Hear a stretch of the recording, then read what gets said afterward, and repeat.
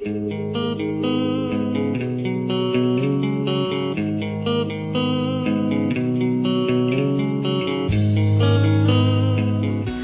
masonería, pues unos pueden decir, oye, pues no sé, puede tener un aspecto social o benéfico, pero es que cualquier masonería, aunque sean los 60.000 masones que se pongan de acuerdo en Francia, en el Gran Oriente de Francia, en hacer una recaudación, cuando se hace aquí en España o en Francia, donde sea una telemaratón de esas, para la espina bífida o para el cáncer o para lo que sea, se recoge infinitamente mucho más dinero que lo que la masonería pueda coger, por muchos que sean, y hacer dando esto o ayudando a esto otro en su aspecto social. ¿Por qué? Pues porque posiblemente no sea la finalidad de la masonería. Yo cuando hablo de masonería identificada, que es lo que conozco, las otras no llego a conocer. No digo que no las haya leído y estudiado, pero mi conocimiento de la orden masónica no tiene que ver nada con un conocimiento historicista. Hombre y mujer son de naturaleza distinta. Y estoy de acuerdo en eso. Exactamente. Y entonces, lo que sucede es que si hacemos y se construye y se elabora una metodología iniciática pensada por un hombre para el hombre, si cogemos simplemente esa misma metodología sin cambiar absolutamente nada y la aplicamos a la que se ponga a trabajar en esa misma metodología iniciática, la mujer no tendrá los mismos resultados que los que puede obtener el hombre. ¿Por qué? Porque no está pensado sencillamente para ella, para su naturaleza. Pero ello no quita que la mujer, de alguna forma, sea incapaz para lo que es la metodología iniciática o sea incapaz para la iniciación. En absoluto. Pero ella tiene que desarrollar su propia metodología. Pero hay una cuestión, es decir, es que la masonería, inclusive, la iniciación inclusive, no es necesaria para todo el mundo. Hay mucha gente que puede vivir perfectamente sin la masonería y sin la iniciación. En absoluto, claro que sí, se puede vivir sin ella. Sin embargo, pues bueno, hay algunos pocos que nos preguntamos cosas y que de alguna forma, pues gracias a la iniciación, pues nos permite encontrar respuestas y no todas. Pero nos permite, como mínimo, profundizar y andar por ese camino de esa inteligencia, de todo lo que tiene que ver con lo que es el ser inefable que es Dios.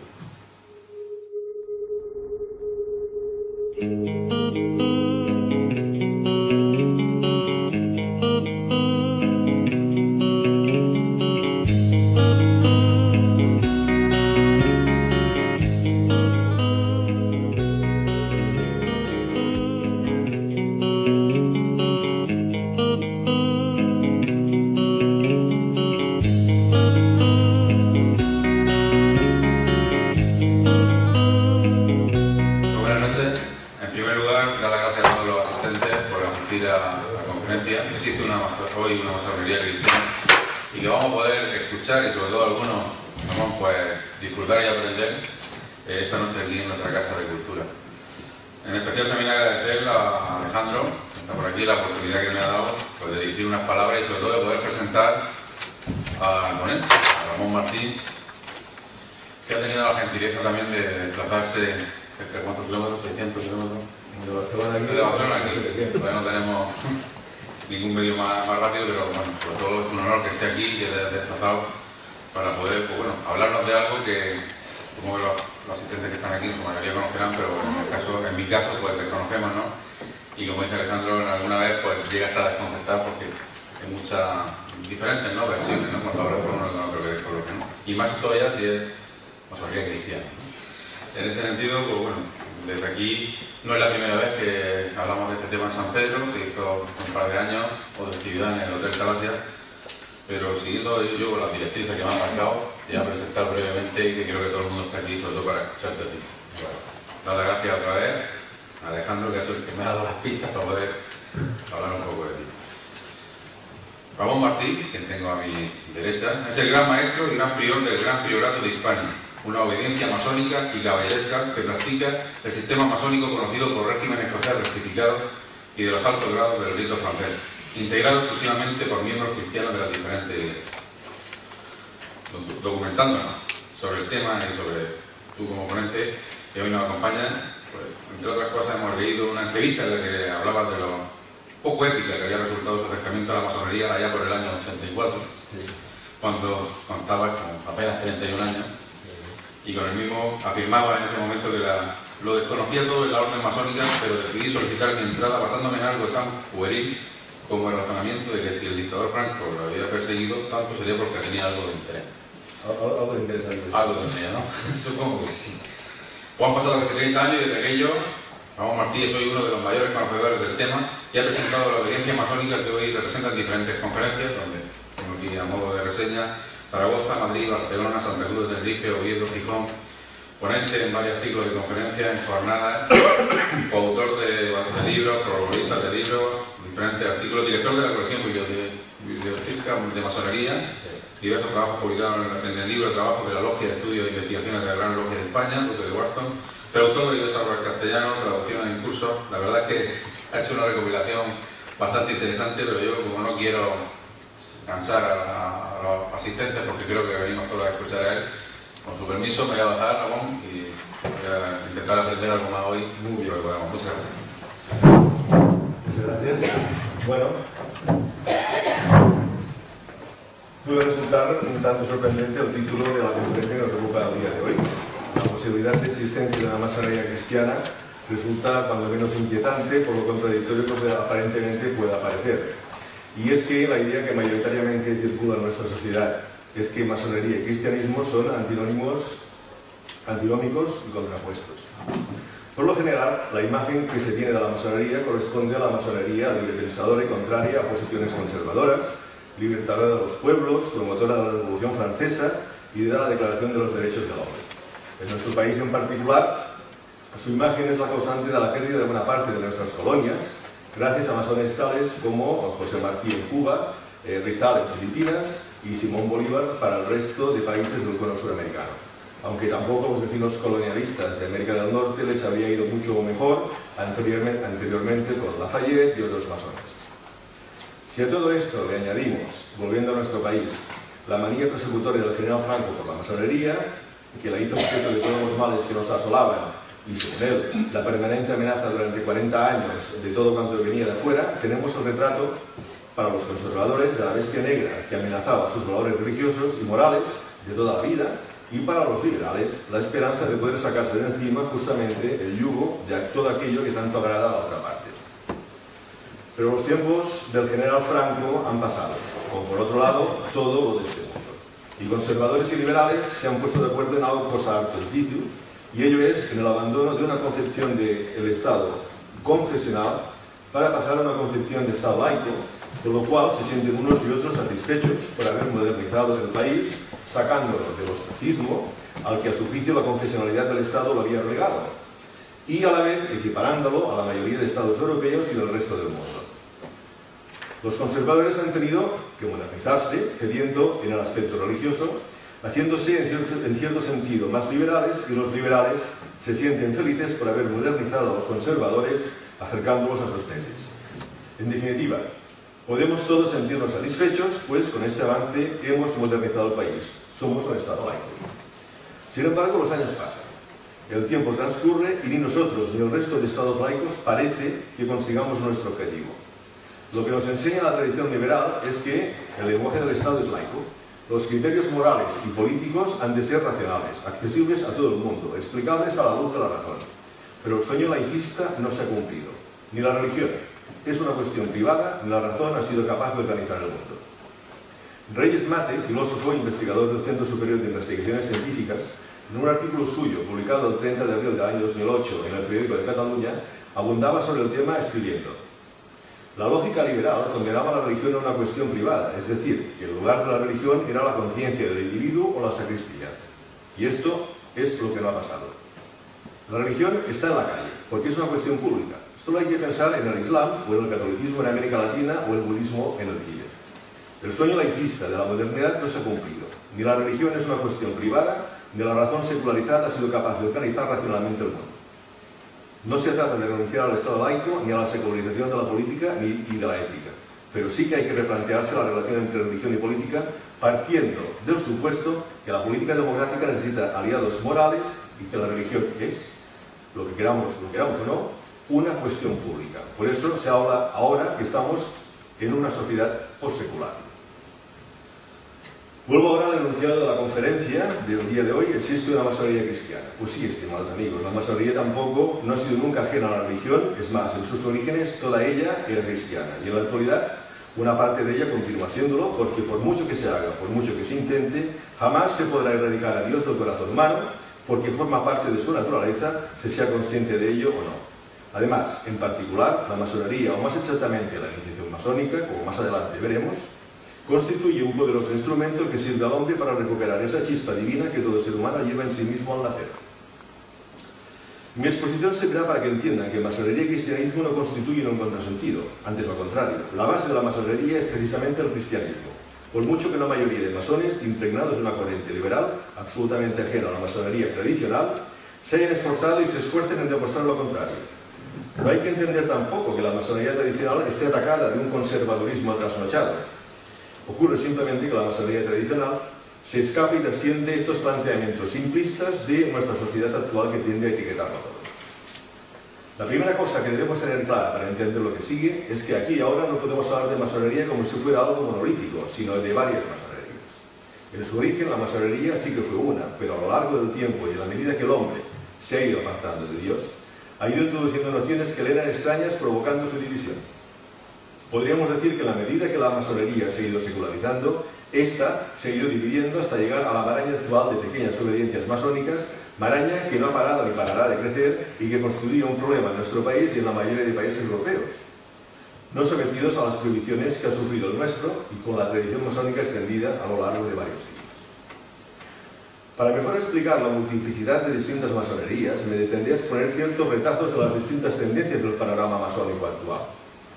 Podemos distinguir dos grandes grupos. El primero está constituido por aquellas obediencias, aclararé, que obediencia es el conjunto de masones que configuran una determinada asociación en cada país, que exigen la creencia en Dios, en teoría, para poder pertenecer a ellas, y estipulan que los trabajos de las logias serán presididos por un volumen de la ley sagrada.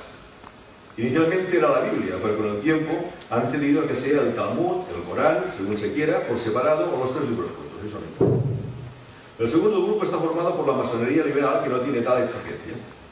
Dentro del primer grupo tenemos la que se autodenomina masonería regular, encabezada desde el año 1929 por la Gran Logia Unida de Inglaterra, en la que se alinean cada una en su respectivo país las distintas obediencias con unos postulados teístas, es decir, que en teoría, para pertenecer a ellos, es necesario que sus miembros crean en Dios.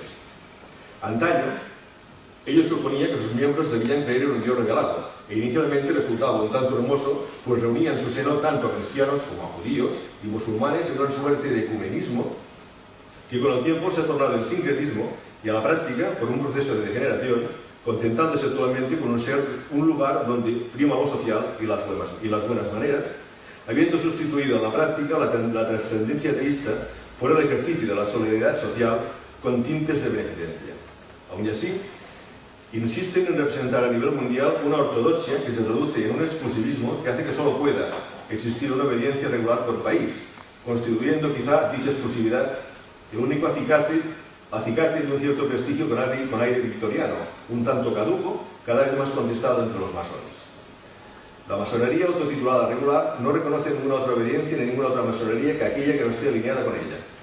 A nivel numérico representa la mayoría masónica la mayor parte de países, incluyendo el nuestro, a excepción de Francia, donde no son la obediencia más numerosa. Dentro del grupo de obediencias en las que se exige creer en Dios para poder pertenecer a ellas, y junto a las obediencias autodenominadas regulares, a la derecha de ellas, sin que el apelativo deba entenderse en términos políticos, se encuentra la obediencia que represento y me honro en presidir, denominada Gran Priorato de Hispania, que exige a todos sus miembros no tan solo creer en Dios, sino más precisamente ser cristiano, es decir, agrupa a aquellos que por el bautismo formamos el cuerpo místico de Cristo, englobado en nuestro país a una mayoría católica romana, junto a ortodoxos, anglicanos, maronitas, cristianos, todos en general, formando un auténtico ecumenismo para nada manchado de sincretismo. Los trabajos de nuestras logias y capítulos están presididos siempre y únicamente por la Biblia, comprendiendo el Antiguo y el Nuevo Testamento, abierto por el prólogo del Evangelio según San Juan. Es preciso decir, en nuestro caso, que 8 años atrás formamos parte de la Gran Logia de España, obediencia que en nuestro país representa a los regulares, pero nos vimos obligados a marcharnos ante la difícil convivencia que hacía que nos miraran como ultraortodoxos, dado el derrotero de descreimiento y sincretismo en que desde hace tiempo se ha inmersa la Gran Logia de España. derrotero, por otra parte, compartido por las obediencias del resto de países alineadas dentro de la regularidad. Sin salir del mismo grupo, pero situándose a la izquierda de los regulares, tenemos de manera decreciente a nivel de exigencia en cuanto a la creencia en Dios al resto de obediencias, que hacen de dicha exigencia un corolario de matices con distintos tintes éticos y morales y diferentes niveles de escepticismo que van aumentando a la medida que se apartan del principio único. Frente a todos estos tenemos el segundo grupo compuesto por las obediencias masónicas, dichas liberales, encabezadas a nivel mundial por el Gran Oriente de Francia, mayoritario numéricamente en su país, obediencia que desde 1877 decidió que sus logias dejaran de trabajar a la gloria del gran arquitecto del universo y renunciaron a que sus tenidas, así se denominan las reuniones masónicas, fueran presididas por un volumen de la ley sagrada, pudiendo disponer de un libro con las páginas en blanco para que nadie se cree. En este grupo se alinean los masones que son ateos, agnósticos o los que les parezca, que por algo ellos son los más liberales y dejan la mayor libertad de conciencia en sus miembros, al menos en teoría, pues a la práctica el liberal a ultranza lo es tanto que no acepta ningún tipo de creencia, salvo la no creencia, y en mayor o menor medida se convierte en perseguidor de sus contrarios. Este grupo se caracteriza por una implicación directa de sus miembros en el mundo político y social, y sus logias aficionadas al debate puro y duro. Son los auténticos herederos de Garibaldi y todos los libertadores, y bien hay que reconocer que en sus orígenes no eran así. Podemos ver por nuestra exposición cuál es el panorama masónico hoy por hoy, pero ¿siempre ha sido así? No. Como antes decía, los orígenes de la masonería son cristianos y continuaron siéndolo a lo largo de toda su etapa operativa, en que básicamente ésta se dedicó a la construcción de catedrales y templos de cuyos vestigios Europa está tachonada. Pero ya en la segunda etapa especulativa, que van aproximadamente del siglo XVIII a nuestros días, en que la orden masónica toma su actual forma, es cuando a través de sucesivas desviaciones y derivas la lleva al panorama poco halagüeño anteriormente descrito. Al parecer, no tan solo los orígenes de la masonería han sido cristianos, sino que la misma Iglesia, a través de la orden de San Benito, le da la carta de naturaleza. Si hacemos caso al estudio sobre el particular desarrollado por Eduardo Callay, historiador, periodista y masón nacido en Buenos Aires en 1958, estudio publicado en su libro La masonería y sus orígenes cristianos, Ordo Laicorum Monacorum Ordinum.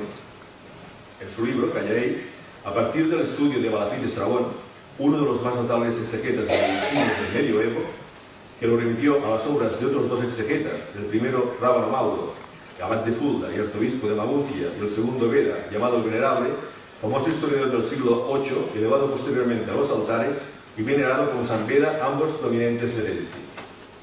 Callay descubre interesantes relaciones entre la orden benedictina y aquellos primeros masones operativos. El monje Beda es autor de la obra denominada De Templo Salomonis Liber. La existencia de esta obra es confirmada por uno de los documentos masónicos más antiguos de los que se conocen, el manuscrito Cook. En el mismo, su anónimo autor menciona a Beda como una de las autoridades en las que se basa el texto. La traducción de la obra de Beda del latín fue ardua, pero Callay se dice compensado al descubrir su carácter alegórico sobre la construcción del templo de Salomón y su similitud con múltiples símbolos y conceptos aún vigentes en la doctrina masónica. ¿En qué criterio, se pregunta Callay, deberíamos basar el vínculo entre los masones benedictinos y los masones operativos laicos? Un criterio historicista susceptible a la comprobación de vínculos, relaciones y principios ya ha sido expuesto, afirma Callay en su libro. Pero aún así, reconozco que sería incompleto al ser la francmasonería una institución tradicional. Conviene ampliar los criterios de análisis en términos de esa tradición. Termina concluyendo Callay: no existe en Occidente, fuera de la orden masónica y la orden del Temple, otra institución que haya otorgado al Templo de Jerusalén el carácter alegórico que asume la pluma de los monjes y maestros benedictinos. Resulta paradójico comprobar en dicho libro la sorprendente similitud entre las alegorías del mundo monástico medieval y los elementos centrales del esoterismo masónico, abriendo un profundo interrogante sobre los orígenes cristianos de la orden, más combatida por los pontífices romanos. Al margen de la controversia sobre la vigencia o no de la excomunión que, según la Iglesia de Roma, pesa sobre los católicos que pertenezcan o quieran pertenecer a la masonería, excomunión que a nuestro juicio no tiene razón de ser, de acuerdo al actual Código de Derecho Canónico, aprobado por el Concilio Vaticano II, el estudio publicado en este libro de Eduardo Callay viene a reafirmar y documentar las tesis que demuestran los orígenes cristianos de nuestra augusta orden. Hasta aquí damos por demostrados los orígenes cristianos de la orden masónica, dentro de las limitaciones que nos exige la exposición en el marco de una conferencia. No hemos mencionado, por considerarlos archiconocidos, los antiguos textos y estatutos de la masonería operativa, de entre los que destacamos el manuscrito Regius, el Cook, antes mencionado, y los estatutos de Ratisbona de 1459, considerados probablemente el último texto de la masonería en su etapa operativa. Podríamos extendernos mucho más en múltiples consideraciones que, por su amplitud, dificultarían la comprensión del objeto de nuestra charla y no darían más luz sobre el particular, sino que reiterarían estos orígenes ya cristianos. Antes de entrar a estudiar el periodo transitorio que va de la masonería operativa a la masonería especulativa, nos detendremos en un aspecto de suma importancia y que es la esencia de la orden masónica, lo que verdaderamente le da sentido y razón de ser y que constituye el aspecto que verdaderamente interesa a nuestro trabajo, al margen de otros aspectos historicistas que, aunque necesarios para poder estructurar cualquier exposición, obedecerían más a un conocimiento erudito del tema que nos ocupa, erudición que otros, por su formación, son mucho más capaces de desarrollar que yo mismo. Este aspecto fundamental que me refiero es el de la iniciación y el fenómeno iniciático. Hay un aspecto muy importante a tener en cuenta cuando hablamos de masonería, y es el de la iniciación, que marca muy claramente la dimensión que se otorga al hecho de ser masón y establece muy claras diferencias. Por lo general, la mayor parte de masonerías y obediencias se dicen iniciáticas, pero es en la dimensión que se otorga al término, por desgracia el sentido que se da a las palabras se ha pervertido en nuestro mundo actual, donde radica la importancia del mismo. La mayoría de masonerías entiende la iniciación como algo menor, simplemente como comienzo de un camino. También les sirve de excusa para mantener un secretismo que no ha hecho más que perjudicar la imagen de la masonería. Otro grupo más reducido, pero no por ello menos peligroso, me refiero a las iglesias gnósticas surgidas a finales del siglo XIX en Francia, de la mano de Jules Doinel y Jean Picot y otros, concede a la iniciación el conocimiento de unos secretos y claves que desvelarían los arcanos que los depositarios de las distintas tradiciones religiosas son incapaces de interpretar y que quedarían reservados a ese tipo de adeptos. Son aquellos que pretenden las enseñanzas secretas de Jesús y se inclinan por otros evangelios que los comúnmente aceptados por los cuatro evangelistas, por todas las iglesias cristianas tradicionales. La orden rectificada trata de situar el fenómeno de la iniciación en su justa dimensión. El iniciado no es en realidad nadie superior al resto. En realidad, siguiendo en esto la línea de pensamiento de Jean-François Barre, nuestro hermano rectificado y sacerdote ortodoxo, es alguien que necesita del instrumento de la iniciación, de esta herramienta, para tratar de comprender lo que otros logran por la vía de la fe religiosa. De algún modo, el iniciado sería un cojo que precisaría de dicha muleta para poder andar. En este sentido, la orden rectificada pone a disposición de aquel que se adhiere sinceramente a ella una metodología iniciática gradual, desarrollada inicialmente por Martínez de Pascualí y que Jean-Baptiste Bellermoz supo ocupar sabiamente, ahondando en las bases de la tradición cristiana universal, bajo las formas primeramente masónicas y después caballerescas del régimen escocés rectificado. De este modo, el masón rectificado, ahondando en la tradición cristiana, aprende y se familiariza con el lenguaje relacionado con todo aquello que tiene que ver con el misterio de Dios y su inteligencia en la medida que la dimensión humana puede acercarse a Dios. Otra aclaración importante. La masonería rectificada no sustituye a la religión. Todos los masones sabemos que la masonería no es una religión, aunque para algunos la asistencia a la tenida de su logia sea la máxima expresión de religiosidad que son capaces de expresar. Para un masón cristiano tampoco, ya que sabe, como cualquier cristiano ha de saber por otra parte, que la única vía para la salvación, a la que todo cristiano aspira, es la vía sacramental, y esta solo puede ser administrada por las distintas iglesias en tanto que depositarias de la tradición cristiana.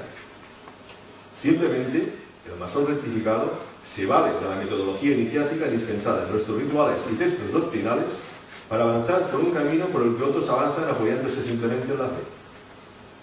La vía iniciática no sustituye a la sacramental, simplemente la complementa, permitiendo al que la sigue darle una dimensión interior que se integraría en un hecho de civilización más amplio que denominamos religión. Queda claro pues que la iniciación toca la esencia del ser humano desde un punto de vista ontológico, que desde la perspectiva del cristianismo es en cuerpo, alma y espíritu. Nada que ver pues con otros modos de ver la iniciación o del trabajo iniciático, propio de muchas otras obediencias masónicas, como una introspección de tipo psicológico que limitaría su alcance simplemente a nivel de la mente humana. La iniciación va siempre acompañada de una metodología, de un trabajo a llevar a cabo, que en el caso de las iniciaciones occidentales acostumbran a ir vinculadas a un oficio y a su desarrollo, y en el caso de los masones operativos se llevaba a cabo en paralelo a la aplicación de las técnicas propias de la construcción. La iniciación hace entrar al profano en un dominio sagrado. Por ello, todo lo que se dice y todo lo que se hace debe, necesariamente, por una parte, obedecer a las reglas de la ciencia simbólica, ya que el simbolismo es el lenguaje natural de lo sagrado, y por otra parte, desarrollarse bajo las formas inmutables de un ritual, ya que la acción sagrada es también, por naturaleza, ritual. La misma iniciación masónica es una ceremonia que comporta las características que acabo de decir, y no una vana formalidad de admisión. De la masonería operativa a la especulativa.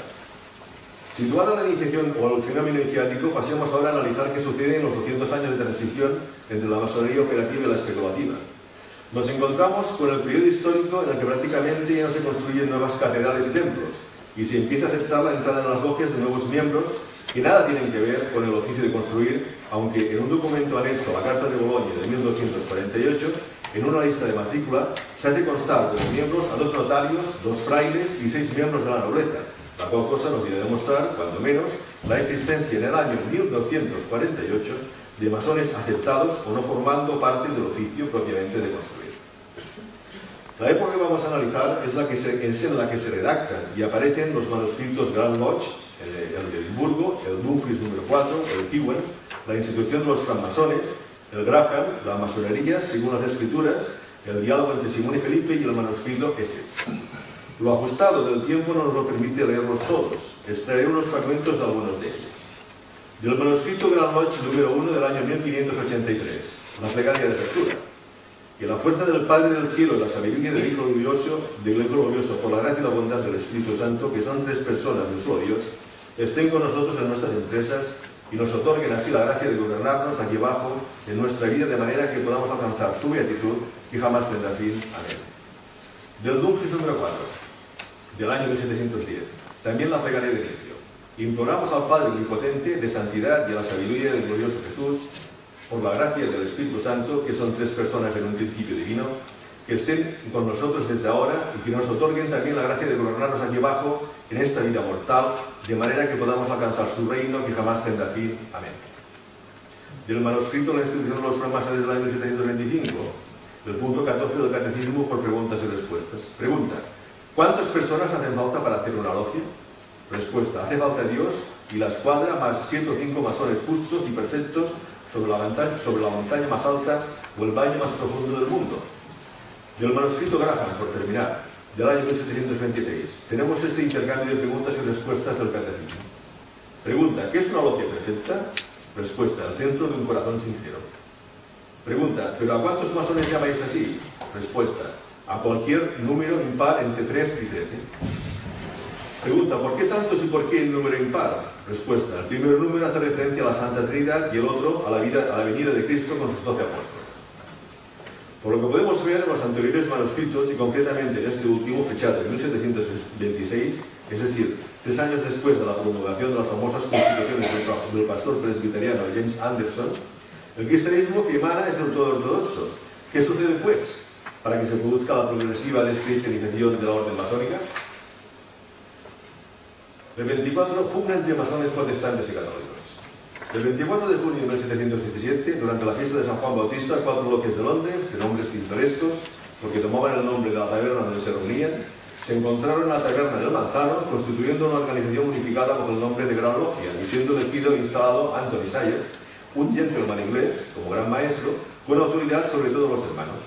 Esta es la primera noticia que se tiene de una primera estructuración de la orden masónica en su etapa especulativa. Se abre un periodo pleno de tensiones en esta incipiente masonería que desembocará en una primera división entre antiguos y modernos. Partidarios unos de la conservación de las formas tradicionales y otros de la renovación, división que continuará a lo largo de 63 años, no reunificándose hasta 1813. En paralelo a esta etapa se lleva a cabo en Gran Bretaña una pugna dinástica entre 2 casas reales, la de los Hanover, de composición protestante, contra la de los escoceses católicos de los Stuart. La masonería era bien presente en una y otra dinastía, pues era habitual que los nobles formaran parte de ella, costumbre que ha llegado en estos días a la monarquía británica, en la que el duque de Kent, primo de la reina Isabel II, es el gran maestro de la Gran Logia Unida de Inglaterra. La guerra entre la casa de los Hanover y la de Stuart dio como resultado la derrota de esta última y como consecuencia el obligado exilio a Francia del príncipe Carlos Estuardo. Estuardo implantándose con ello la masonería de corte católico en territorio francés. Mientras tanto, en Gran Bretaña, los pastores protestantes James Anderson y de Saguriers reciben en torno al año 1721 el encargo de la redacción de unas constituciones cuya primera versión, pues hubieron distintas modificaciones hasta llegar a su versión actual, ve la luz en 1733. No creo que tengamos que extrañarnos que los vencedores de la pugna dinástica ejercieran su derecho, expurgando de dichas constituciones masónicas toda reminiscencia a los textos que pudieran recordar el origen católico de los mismos. Esta expurgación, que finalmente supuso un redactado ambiguo, dio pie y excusa al relajo que ha permitido primero a la aparente apertura y posteriormente a la progresiva secularización de la orden masónica. La masonería escocesa. Volviendo a Francia, pues esa misma época, los militares escoceses exiliados trajeron sus logias y con ello la progresiva implantación de una masonería no tan solo cristiana, sino más exactamente y precisamente católica. Es también por esa época que aparecen los personajes decisivos que en posteriores acontecimientos darán lugar a la creación de la masonería rectificada y más concretamente al régimen escocés rectificado, que tiene uno de sus principales orígenes en la masonería escocesa de los Estuardo, exiliados en el territorio francés y en la Europa continental en general. No es por casualidad, como pueden ver, que nuestro sistema masónico se denomine rito o régimen escocés rectificado. Uno de estos personajes crucial para nosotros es don Martínez de Pascualín. Este enigmático personaje, nacido aproximadamente en 1725, no se conoce con fecha con certeza, en Grenoble era de origen español, pues su padre había nacido en Alicante, en 1671. Su nombre completo sería Jaime Joaquín de la Torre de la Casa Martínez de Pascualín, pero se le conocía por Martínez de Pascualín.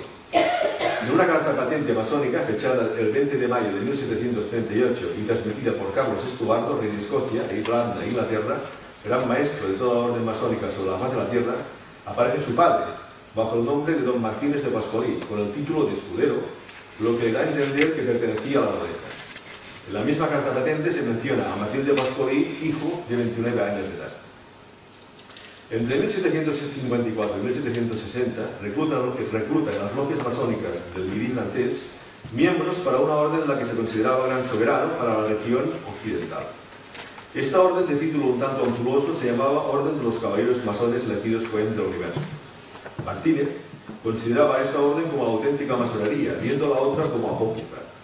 Hay que pensar que por aquella época y en Francia, la Gran Logia de Francia solo trabajaba los 3 primeros grados de aprendiz, compañero y maestro.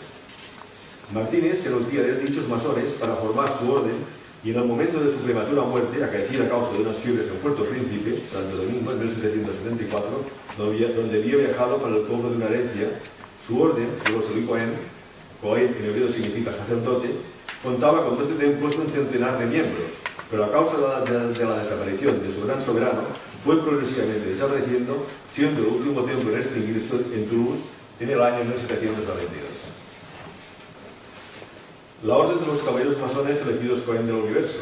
Martínez de Pascualín transmitía sus enseñanzas oralmente, y solamente a los que llegaban al grado más elevado les remitía el manuscrito del Tratado de la Reintegración, comenzado en 1772 y nunca terminado a causa de su muerte prematura.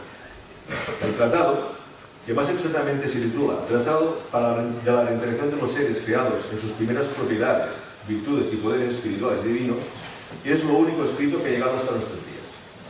En sus enseñanzas, Martínez explicaba que el hombre fue creado para actuar conjuntamente con el Eterno y terminar la creación por él comenzar, estando concebido para gobernar la creación y a todos los seres creados. Sin embargo, Adán, creyéndose poseedor de los poderes de los que tan solo era depositario, quiso emanar sus propias creaciones, lo que simbólicamente nos explica el libro de Génesis cuando nos dice que comió del árbol del bien y del mal, desobedeciendo las órdenes recibidas de Dios y haciéndose culpable, él y toda su posteridad, siendo condenado a vivir aprisionado en la materia, estado que constituye el nuestro actual. Así, para Martínez, el ser humano está actualmente caído del estado de gloria que era el suyo, originalmente habiendo perdido todas sus propiedades y prerrogativas, y atrapado en la materia de este mundo sensible que es el nuestro. Por ello, la criatura humana precisa regenerarse, reintegrarse a las que eran sus propiedades originales, pero no puede hacerlo por sí mismo, desde su estado actual, atrapado en la materia, porque la materia solo puede producir materia. Precisa de una ayuda superior divina, de la ayuda del gran reparador del Cristo, que es el Dios hecho hombre. Toda esta concepción de la creación y del universo, que se hace en Martínez de Pascualí, de la caída y de la reintegración, se encuentra en perfecta ortodoxia con el cristianismo.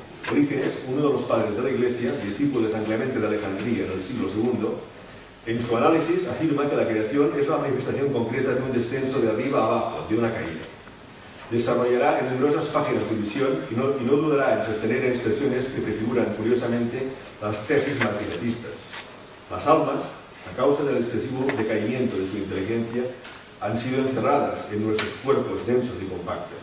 Es por ellas a quienes estos cuerpos serán en lo sucesivo necesarios que este mundo invisible ha sido creado. Esta concepción de la creación y del universo creado, estructurado en distintos niveles, y su correspondiente doctrina la enseñaba Martínez de Pascualí en su orden de los elegidos poetas. Martínez, filósofo, religioso y profundo cabalista, insiste sobre la importancia de la caída, sobre su carácter central y determinante en la historia de los hombres y del universo. Esta historia hace a toda la humanidad solidaria de la común degradación, cuyos terribles efectos soporta dolorosamente de año en año y de generación en generación. El conjunto de la creación, víctima de la reprobación, debe trabajar para liberarse de esta horrible determinación. La obra expiatoria debe extenderse imperiosamente al conjunto de seres vivientes, de manera que puedan volver a encontrar sus primeras propiedades, virtudes y poderes divinos.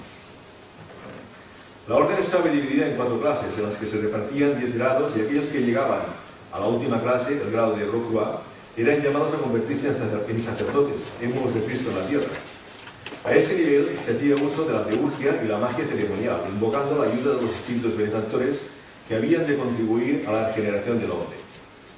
No hay que confundir la teurgia de los elegidos Cohen con el espiritismo, que no tiene nada que ver. Los Rocroi debían prepararse antes de sus operaciones invocatorias concienzudamente, practicar serios ayunos y haber asistido un número determinado de veces a la Santa Misa y haber seguido las oraciones 4 veces diarias. La vida de un Rocroi se asemejaba más a la de un monje que a la de un laico. Podríamos resumir la empresa de Martínez de Pascualí diciendo que se trataba en su idea de abrir un restablecimiento al culto primitivo y, para lograrlo, trabajar en ordenar a sacerdotes aptos para celebrar los ritos venerables del sacerdocio pre-noahita. Imaginamos el carácter complejo de tal empresa, incluso en el medio masónico, pero suponemos igualmente la importante curiosidad que pudieron despertar tales teorías en los espíritus sensibilizados por su pertenencia a sociedades en las que estaban en boga los altos grados caballerescos y herméticos del iluminismo escocés. Llegados a este punto, nos aparecen 2 personajes claves para el asunto que nos ocupa y que hemos mencionado anteriormente: Jean-Baptiste Villermoz y Luis Conde de Saint-Martin. Jean-Baptiste Villermoz, como dice Jean-François Vaz en su libro Jean-Baptiste Villermoz, su obra, hablar de Jean-Baptiste Villermoz es hablar de un masón de una envergadura excepcional, de los que no se encuentran muchos en un siglo. Verdadero padre y fundador del régimen escocés rectificado, fue el arquitecto en jefe de un edificio que aún subsiste firmemente a pesar de sus pendentes vicisitudes. ¿Quién era Jean-Baptiste Villermoz? Nacido el 10 de julio de 1730 en Lyon, muerto en la misma ciudad 94 años más tarde, el 29 de mayo de 1824, era el menor de una familia de 13 hermanos. A la edad de 14 años entró como aprendiz al servicio de un comerciante de sedas, actividad muy extendida en Lyon por aquella época. 10 años más tarde, a los 24, montó su propio negocio y se estableció por su cuenta como maestro fabricante. Pertenecía a la aristocracia del comercio lyonés. Sus fabricados se vendían en toda Francia y buena parte de Europa, lo que le permitió mantener contacto y relación con clientes adinerados de la aristocracia europea, incluyendo a príncipes, a los que servía maravillosamente contentando sus curiosidades masónicas. Su éxito en los negocios le permitió retirarse en 1782 a la edad de 52 años, vendiendo la empresa a 2 de sus principales empleados para dedicarse el resto de su vida a lo que era su vocación, la francmasonería. Iniciado en 1750, a la edad de 20 años, en una logia cuyo nombre se ignora, franqueó muy rápidamente todos los escalones. Elegido venerable apenas 2 años más tarde, en 1752, siente la necesidad de poner orden en una situación marcada por abusos a los que cada vez se les daba mayor crédito. Contribuyó a formar en 1760 la Gran Logia de los Maestros Regulares de Lyon. reconocida en 1761 por la Gran Logia de Francia. Después de haber sido su presidente entre 1762 y 63, alcanza a ser guardasellos y archivos, función que debería ser de su preferencia, pues la ocuparía en todos o casi todos los organismos a los que perteneció y que le permitía sacar partido de la correspondencia de negocios que mantenía con Europa entera, pudiéndose librar de este modo a una de sus actividades favoritas: recoger, estudiar y comparar los rituales de todos los grados posibles, y ello no por gusto de coleccionista, sino por razones mucho más profundas, las cuales expondrá en una carta de noviembre de 1772 al barón de Kuhn, fundador de la estricta observancia. Decía así: desde mi primera admisión en la orden he estado siempre convencido que ésta encerraba el conocimiento de un fin posible y capaz de satisfacer la honestidad humana. De acuerdo a esta idea, he trabajado sin descanso por descubrirlo. Un estudio continuado de más de 20 años, una correspondencia particular y muy extensa con hermanos instruidos de Francia y de fuera de ella, la custodia de los archivos de la Orden de Lyon, confiada en mi cuidado, me han procurado buena cantidad de medios para mis propósitos. A efectos del estudio de los altos grados de los que iba teniendo conocimiento, constituyó una suerte de laboratorio, un capítulo reservado a una pequeña sociedad, el capítulo de los Caballeros del Águila Negra, del que confió la presidencia a su hermano Pierre Jacques. El objeto de sus investigaciones, es decir, el verdadero fin de la francmasonería, le fue revelado cuando fue admitido en marzo de 1767 por Martínez de Pascual en persona, en su orden de los caballeros masones elegidos Cohen del Universo. En otra carta, igualmente desde 1772, a otro dignatario de la estricta observancia, el barón de Landsberg, Guillermo les explica con discreción pero con nitidez: ciertas felices circunstancias me procuraron la ocasión durante mis viajes de ser admitido en una sociedad bien estructurada y no muy numerosa, cuyo objetivo me sedujo, ya que me fue presentada fuera de las reglas ordinarias. Desde entonces, todos los sistemas restantes que yo conocía, pues no puedo juzgar por los que no conozco, me parecieron futiles y repulsivos. Es el único en que he encontrado esa paz interior del alma, la mayor ventaja de la humanidad relativa a su ser y a su principio. De hecho, convencido de haber descubierto la verdad de la masonería, Guillermo no la dejará jamás, y en despecho de las apariencias de lo que se haya pretendido, permanecerá fiel a su iniciador Martínez, a su doctrina y a su orden. Luis Claude de Saint-Martin nació el 18 de enero de 1743 en Amboise. De físico un tanto débil, tenía una gran sensibilidad del alma y era dulce y reservado, pareciéndole su paso por la tierra como la estancia en un medio extraño y hostil, como el paso por una región a la que no pertenecía y de la que convenía, sin huir, al menos alejarse de espíritu. Después de una infancia apacible, entra en la Facultad de Derecho de París en 1759. Ya como abogado, empieza a ejercer en Tours, teniendo grandes dificultades en el ejercicio de su profesión, siendo incapaz de defender a quien consideraba culpable y sufriendo lo indecible al ver condenar a un inocente. Pronto se da cuenta que la abogacía no es lo suyo, y acude a su protector, el duque de Choiseul, quien decide meterlo en el ejército, donde entregándole un despacho de suboficial podrá aprovechar el tiempo libre de devenir cuartelero, dedicándolo a la lectura y a sus largas meditaciones solitarias. Incorporado al regimiento de infantería de Foix, este cambio cambió su vida. Le va a resultar providencial, pues sin saberlo se encuentra a las puertas de lo que será el futuro de su vida mecánica. Pues siguiendo los consejos de su capitán, es recibido en masonería. Iniciado en una logia militar de nombre Josué, en agosto de 1765 prosigue su avance por los grados azules, pero la iniciación verdadera está por venir, y esta le iba a cambiar su vida profundamente y su futuro espiritual. Su capitán, de nombre Grenville, al igual que un cierto número de oficiales, están en estrecha relación en Burdeos, donde está estacionado su regimiento, con un maestro extraordinario que ejerce una considerable influencia sobre sus discípulos. Se trata de Martínez de Pascual. Desde el mismo momento en que Saint-Martin es introducido en la orden de los elegidos Cohen, no deja de avanzar en el descubrimiento de los misterios, subiendo rápidamente las diversas etapas de su jerarquía específica, y muy pronto entrará en contacto directo con Martínez de Pascual. A partir de 1768, la relación va ganando importancia hasta que finalmente, en 1771, Saint-Martin se convertirá en el secretario del soberano gran comendador de la orden, en sustitución del abad Fournier. Saint-Martin será de gran utilidad a Martínez, que tenía una gran necesidad de organizar su orden y debía entregarse a un importante trabajo de correspondencia y escritura, entre el que destacaba en particular los cuadernos de instrucciones reclamados por los adeptos y entrando en relación con los diversos jefes de las parroquias Cohen, entre ellas las de Lyon y Jean-Baptiste Vierne. Tras la súbita e inesperada desaparición de Martínez de Pascual, San Martín, habiéndose quedado solo en Burdeos, no sabiendo qué hacer, acepta la invitación propuesta por Guillermo de ir a enseñar a Lyon. Hacia los alrededores del 10 de septiembre de 1774, San Martín llega pues a la capital de las Galias y descubre por vez primera el rostro de Jean-Baptiste Guillermo, así como del resto de hermanos de la orden. Guillermo ofrece una calurosa acogida a San Martín y lo instala en su casa, la Casa Bertrand, que él mismo ocupa con su familia en los Ducrotó, en Lyon. Aquí es donde vivirá San Martín durante su estancia y donde se desarrollarán las lecciones de los elegidos para él. Sin embargo, la orden entra progresivamente en declive hasta su desaparición y por su parte Guillermo de San Martín van a aprovechar la doctrina recibida de su maestro Martín de Pascual de manera bien distinta. Guillermo aplicándola al régimen escocés rectificado que estaba a punto de impulsar.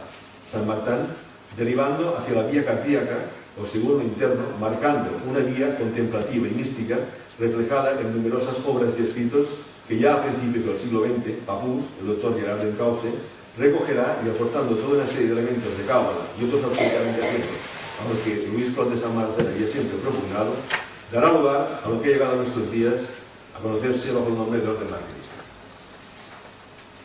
La estricta observancia templaria.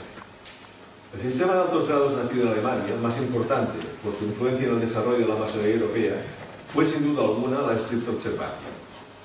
Su fundador fue el barón Karl Gottfried von Hahn, un Altengrau, nombre difícil. Recibido francmasón en Frankfurt, residió largas temporadas en París, donde fue iniciado en los grados escoceses. En 1751 fundó en su propiedad de Kitzlitz una logia en la que introdujo un nuevo sistema de altos grados en la que se enseñaba que la orden de los francmasones no era más que una asociación continuadora de la orden del Temple, destinada a perpetuar su existencia y dirigida por superiores desconocidos.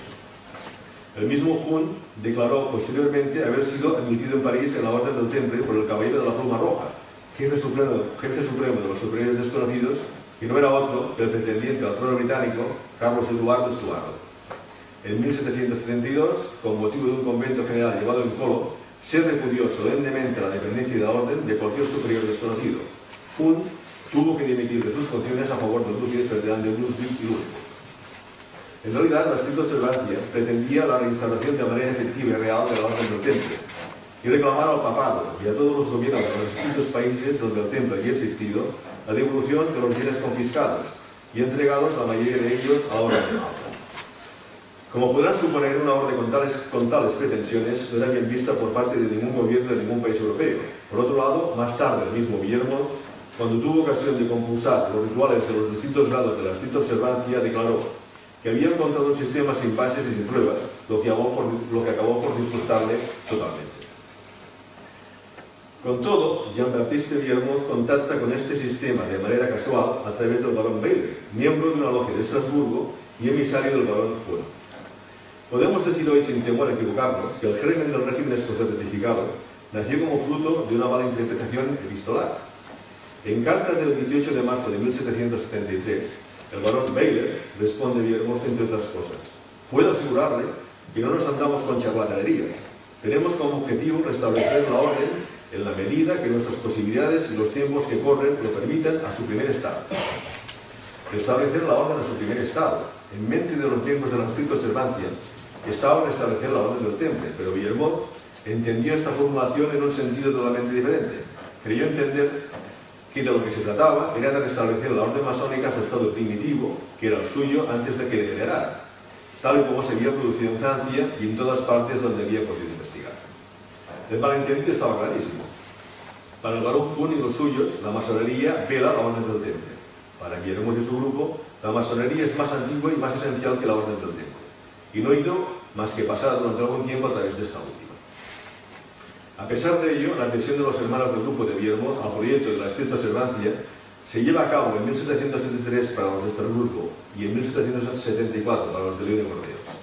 A partir de aquí empiezan unos y otros a trabajar las propuestas que habrían de constituir la rectificación de la masonería y que tendría lugar entre agosto y septiembre de 1782 en Wilhelmsbad, cerca de Hanau, Alemania, y que daría lugar al nacimiento del régimen escocés rectificado.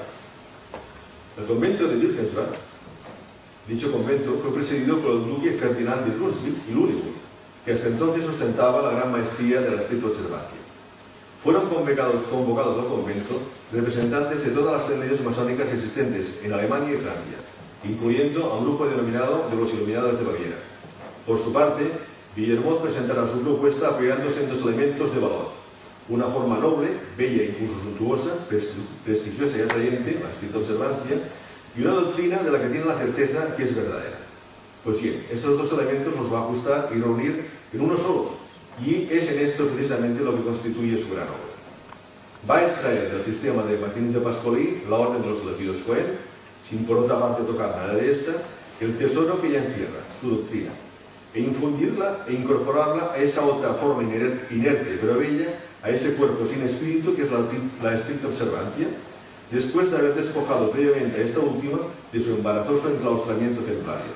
En definitiva, va a destemplarizar la estricta observancia para hacerla martinicista, y lo resultante será el régimen escocés ratificado. La pugna entre las distintas posiciones y tendencias presentes en Wilhelmsbad será muy fuerte. Se libró una denodada batalla entre los partidarios de una masonería presidida por la razón y los partidarios de las tesis de Guillermo, que pretendían una masonería verdaderamente útil al hombre, capaz de elevarlo y hacerlo digno de su grandeza de régimen. La batalla fue brutal, y a pesar de triunfar el proyecto de Guillermo, los que salieron perdedores de Wilhelmsbad fueron los ganadores pocos años después de la Revolución Francesa, de 1789 a 1799, imponiendo a la práctica los planteamientos propios de la masonería liberal. El régimen escocés rectificado. Así pues, en suma, el régimen escocés rectificado fue gestado en Francia entre 1774 y 1782 por dos grupos de masones de Lyon y Estrasburgo, entre los cuales podemos citar a Jan y Bernard de Turckheim y Rudolf Salzmann, Estrasburgo, y sobre todo por Jean-Baptiste Guillermo, nacido en Lyon en 1730 y muerto en Lyon en 1824, quien fue su alma pensante. La arquitectura del régimen fue su obra, y él fue quien dio forma a la doctrina que este rito comporta. Desde el punto de vista formal, el régimen escocés rectificado tiene tres orígenes. Desde el punto de vista espiritual, tiene dos fuentes o inspiraciones. En cuanto a la estructura y simbolismo, tanto masónico como caballeresco, los tres orígenes del régimen escocés rectificado son la masonería francesa de la época, con su proliferación de los grados más diversos. Guillermo los conocía casi todos y practicó muchos de ellos, y que una vez depurada sería estructurada hacia 1786-1787 en un sistema que llevaría más tarde el nombre de rito francés, con sus 3 grados y 4 órdenes. Sin olvidar los diversos grados cuya combinación constituye lo que se ha venido a llamar el escocismo.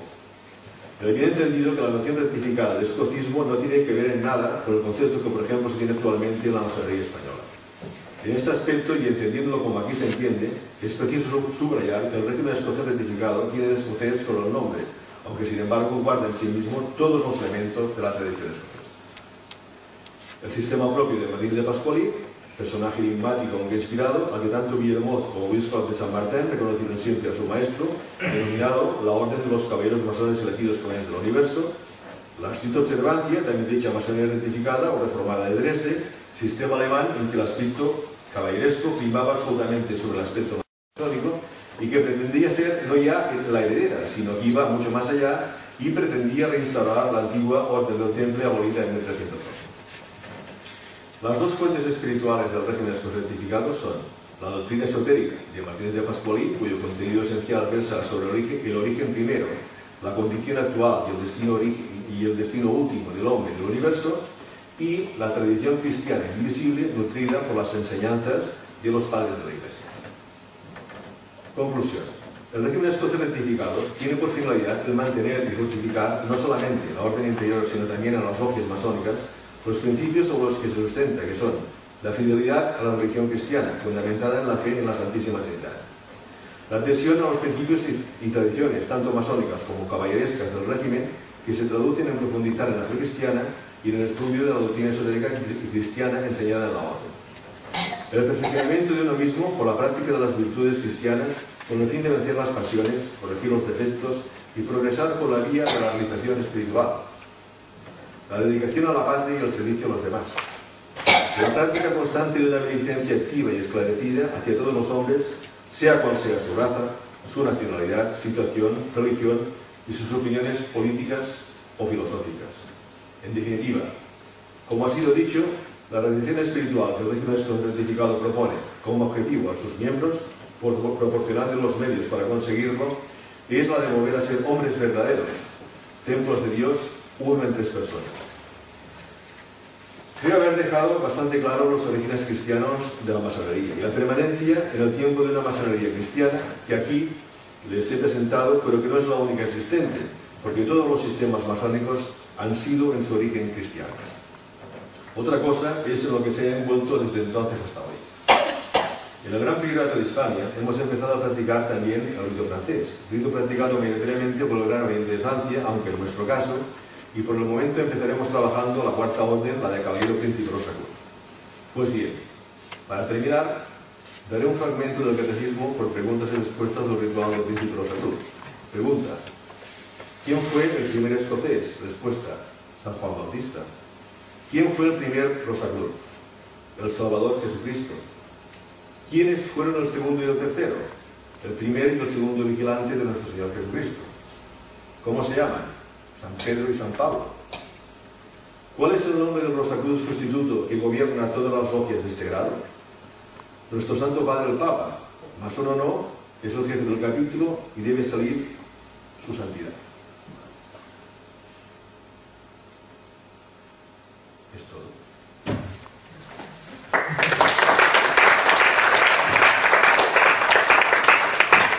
Bueno, evidentemente lo que sucede es que en toda exposición, para que las afirmaciones que pueda hacer uno no sean unas afirmaciones gratuitas, hay que apoyarlas en datos. Y los datos, dichos así, en una charla, en una conferencia, son pesados.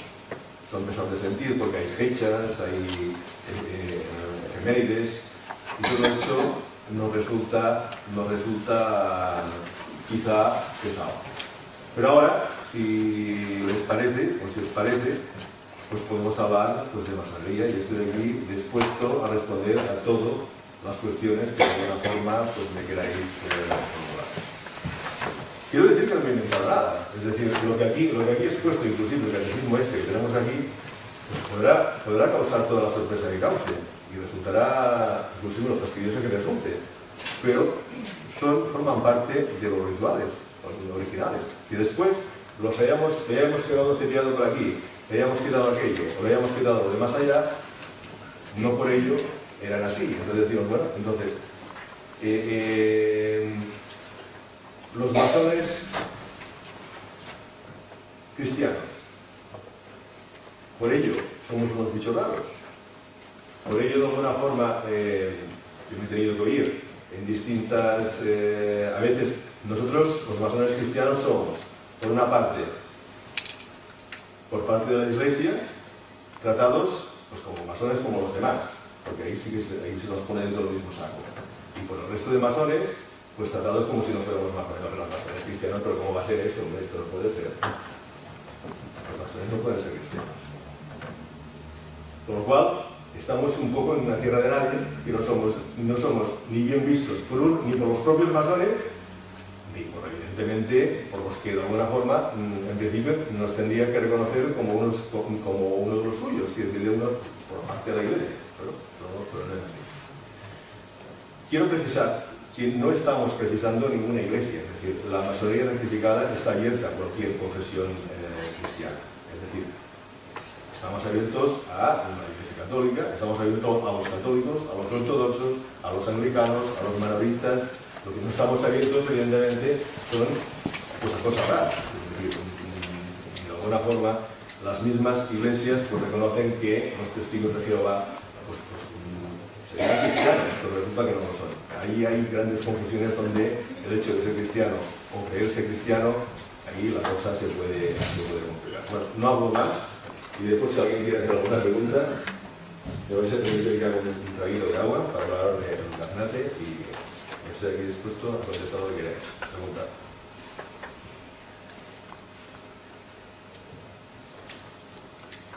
Yo quisiera preguntarle dos preguntas. Primeramente, ¿por qué es ese antagonismo de la Iglesia Católica o la Iglesia Cristiana con la masonería? cristianos, en este caso. Y la segunda, si a través de la historia ha habido papas masones. Vamos a ver, que yo sepa, no han habido papas masones.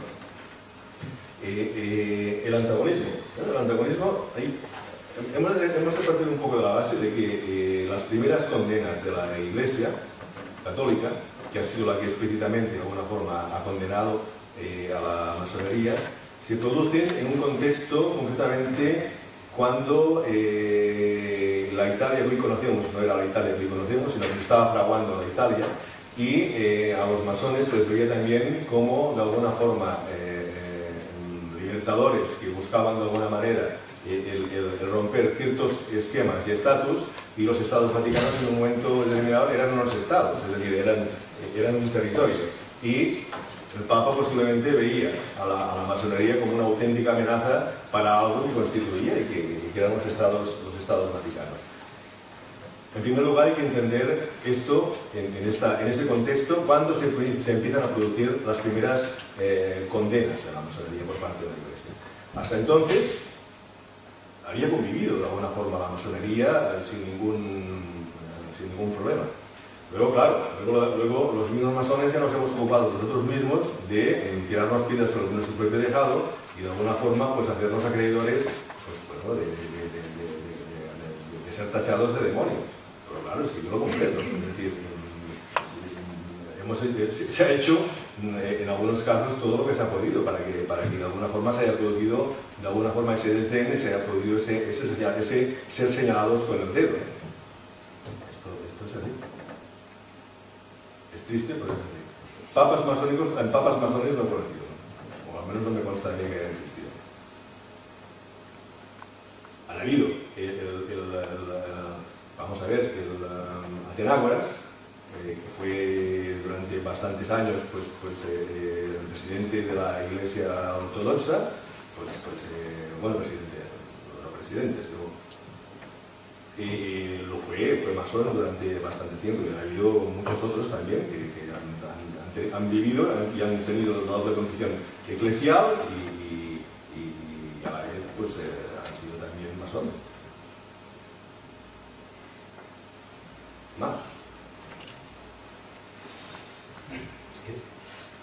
Para mí que soy un niño de la posguerra y que he vivido la dictadura y que no me han dejado ni leer, ni hablar, ni expresarme, ni saber, ni nada. O sea, es que es muy curioso venir hoy día a esta reunión. Es la primera vez. Yo he leído las novelas o los libros, masones, todo lo que ahora se ha podido leer con un poquito de querer saber. Pero claro, yo ya a fin de cuentas ya me muero, ya soy viejo y estoy enfermo y me muero y me importa muy poco ya la vida. Pero la masonería ha existido, A mí lo que me da pena, ya que me muero me importa un rábano, pero me da pena que con todos los estudios y con todo lo que ha avanzado la cultura en esta sociedad moderna que va a vivir, el camino de la vida humana es una pena. Es que da verdadero asco y vergüenza y pena de esta sociedad. Sales a la calle y estamos viendo en televisión y en todo, estamos viendo a dónde va. Nosotros es que la generación mía es que hemos salido. Que tú estás quieto ahí callado, que vas a la cárcel, te fusilo, te corto la cabeza y se acabó. No hemos podido leer nada, saber nada. Bueno, gente de mi edad que ha salido a emigrar al extranjero han venido, pero es que sois unos analfabetos, yo estaba en tal sitio y tal, otros que no tenían ni idea. Menos idea tenían ellos, porque tanta idea y tanto saber y tanta masonería y tanto... ¿De qué ha valido? ¿De qué vale todo? Si la sociedad va a peor. Bueno, es un poco lo que yo decía en la introducción o en la primera parte de mi exposición, es decir, el imperio de la razón, el laicismo, no ha conseguido gran cosa tampoco, es decir, la masonería que se ha pretendido laica, la masonería de tendencia liberal que ha pretendido romper todo esto, no ha logrado nada, no ha sido capaz de aportarle ningún beneficio al ser humano. Vamos a ver, yo soy de los que pienso de que la masonería no es un hecho multitudinario. La masonería es un hecho absolutamente minoritario. Es decir, si la masonería tradicional es cristiana, es un hecho minoritario, tan minoritario como puede ser el hecho de la práctica religiosa hoy en día en nuestro mundo y en nuestra sociedad. Es decir, hoy en día decir que eres cristiano vas a decir casi con la boca pequeña, porque casi eres mal visto. Eres visto como un bicho raro. Hay que hacerlo así, pero bueno, ya vemos a nuestro mundo de alguna forma cómo nos va. Eso no quiere decir... La masonería, si fuera capaz de hacer tan grandes logros, realmente el mundo estaría funcionando de otra manera. El mundo estaría funcionando de otra manera. Es decir, el Gran Oriente de Francia tiene 60.000 miembros en Francia. La Gran Logia Nacional Francesa en Francia, no hablo de los orientes de aquí que son pequeños. En Francia, la Gran Logia Nacional Francesa tiene 40.000. Ahora parece que han perdido unos cuantos, les han ido unos cuantos también por los fallas que han habido. Pero, ¿y qué todo esto? ¿Qué está aportando? ¿Qué está llevando? Los masones, en general, y hablo así en general, de alguna manera lo que hablan o pretenden llevar es la revolución al mundo. Vamos a llevar el orden al caos. Cuando en realidad lo que ha pasado es que el caos se ha metido en el orden. Y estamos hechos una verdadera encontrada. Es decir, la masonería en general propugna y es vista como una revolucionaria social. Yo sinceramente creo que la masonería y el masón lo que tiene que preocuparse realmente es de hacer la revolución dentro de sí. Porque antes de ir a arreglar la casa del otro, o ir a barrer la casa del otro, lo que nos debemos de preocupar en todo caso es tener primeramente la nuestra limpia y nuestra bandida. Cuando tengamos la nuestra ordenada, podremos, de alguna forma, ir a llevar esto que hemos logrado, llevarlo fuera, pero no hacerlo al revés. Al revés es el café para todos, el café para todos no funciona. El café para todos no va. En todo caso, llevemos a cabo, en todo caso, nuestra propia labor interna, mejorémonos, reintegrémonos, mejorémonos como seres humanos. Y esa mejoría, evidentemente que se va a ver revertida en la sociedad. Primeramente en nuestra sociedad más cercana, en nuestras familias, en nuestros padres, en nuestros hermanos, en nuestros hijos. Luego, a base de círculos concéntricos, como la tienda que cae en el agua que va creando de círculos, pues se irá extendiendo. Y es así. Pero no es la masonería nada que pueda de alguna forma servir para todo el mundo. La masonería no es como la aspirina, que sirve para el dolor de cabeza, para el reuma y para... No hay remedios universales. Lo que sí la masonería es la vía iniciática, y esto sí que de alguna forma lo reafirmo, lo remarco, pero no confundamos tampoco, o sea, tampoco es la aspirina en este sentido. Es decir, lo que sirve es para algunos que de alguna manera, pues como yo y como otros, necesitamos de ella para lograr y ir por el camino por lo que algunos otros consiguen simplemente con la fe religiosa. Yo las cosas no las planteo, tengo ese problema. Y necesito de alguna forma del instrumento de la iniciación para abrir mi mente a esa inteligencia de comprender lo que desde la mente humana nunca se podrá comprender, que es el hecho inefable de Dios. Pero de alguna forma sí que pretendo de alguna manera acercarme a lo que es la inteligencia, la comprensión y a la familiarización de todo lo que tiene que ver con todo esto. Qué lejos está esta imagen de la masonería que tenemos entendida comúnmente. No hace falta ser masón ya, para de alguna manera tener una imagen de la masonería. La imagen de la masonería que hay en la calle, la imagen de la masonería que hay en la sociedad es absolutamente otra. Sin embargo, la imagen tradicional de la masonería ha sido esta. No la imagen, o sea, la base, la esencia de la masonería tradicional ha sido esta.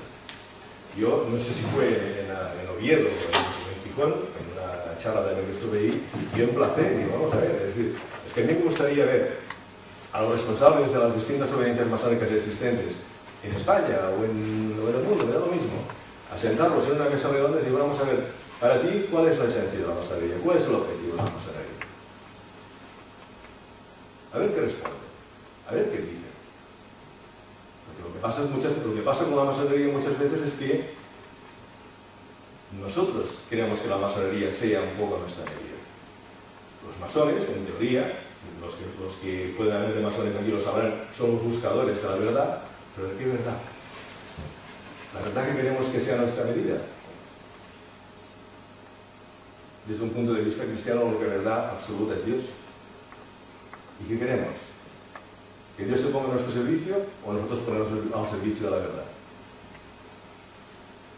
Entonces, claro, es decir, la masonería puede defraudar a mucha gente, en realidad. Y de hecho, defrauda a mucha gente. Es un camino que se va estrechando. Y evidentemente hace de ello que sea una masonería tradicional, como la que yo he explicado aquí, como la que se practica en la gran mayoría de España, es evidentemente una masonería absolutamente minoritaria.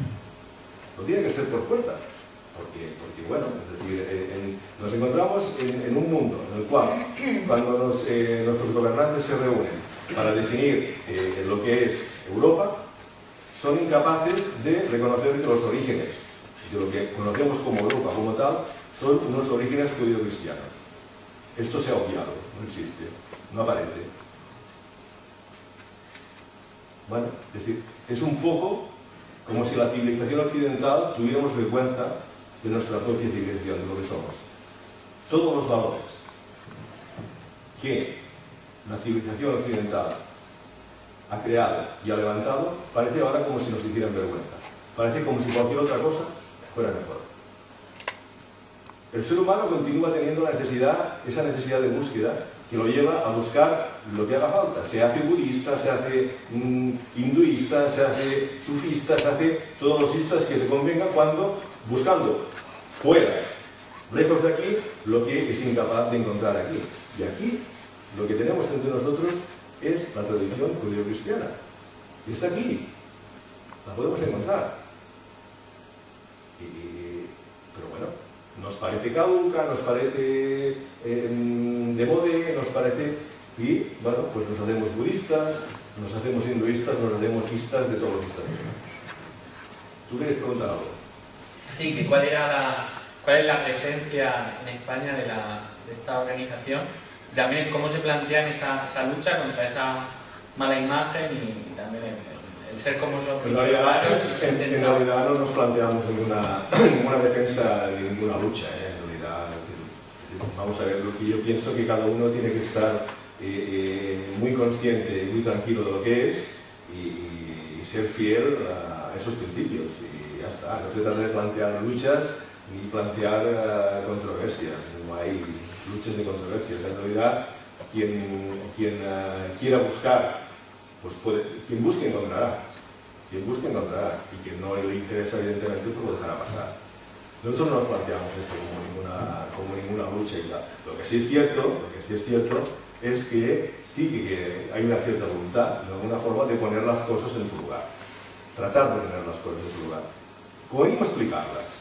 Luego ya se verá si la cosa trasciende, si la cosa va o si no va. Es decir, antes lo comentaba con unos amigos mientras veníamos para aquí. Es decir, el ser humano contemplamos de alguna forma que las cosas si han funcionado o no han funcionado, si han ido bien o han ido mal, en función de nuestra existencia vital, que es limitada. Sabemos que un ser humano pues puede, la experiencia de vida o la perspectiva de vida que son 80 años. Entonces, queremos hacer todo en ese espacio de tiempo.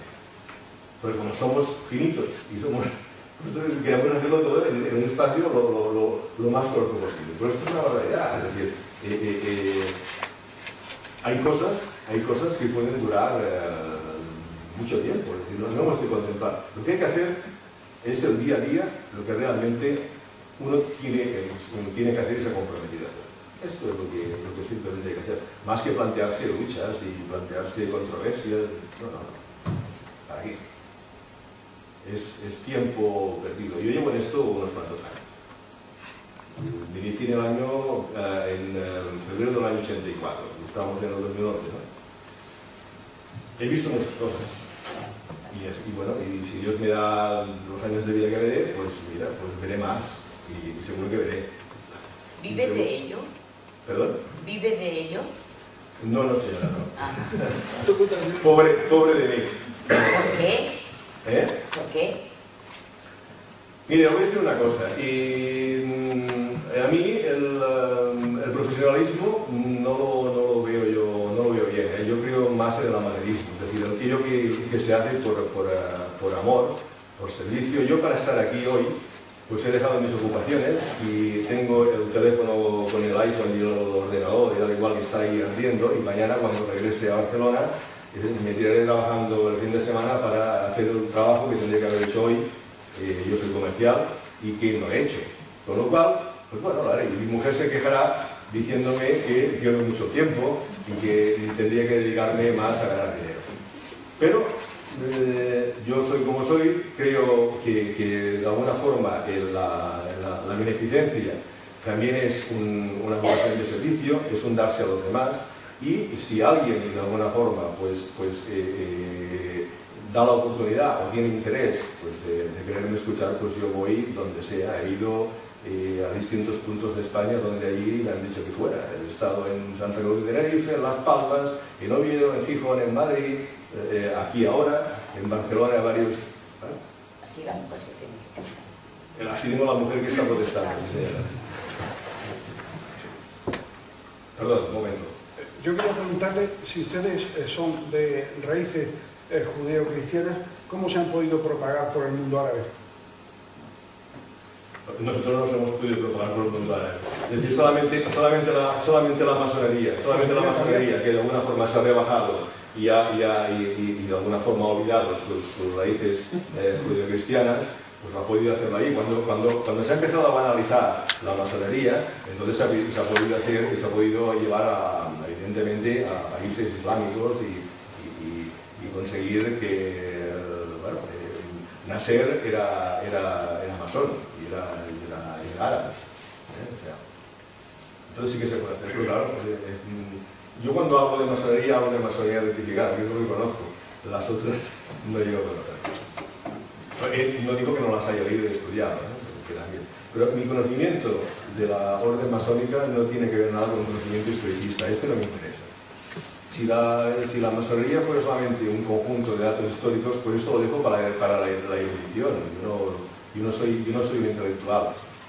Yo soy un profesional que me gano la vida trabajando y nada más. Es decir, en cambio hay intelectuales, profesores universitarios y tal, que se pueden dedicar al estudio de esto y que pueden tener pues, un interés, una representación de la masonería desde un punto de vista intelectual, desde un punto de vista erudito.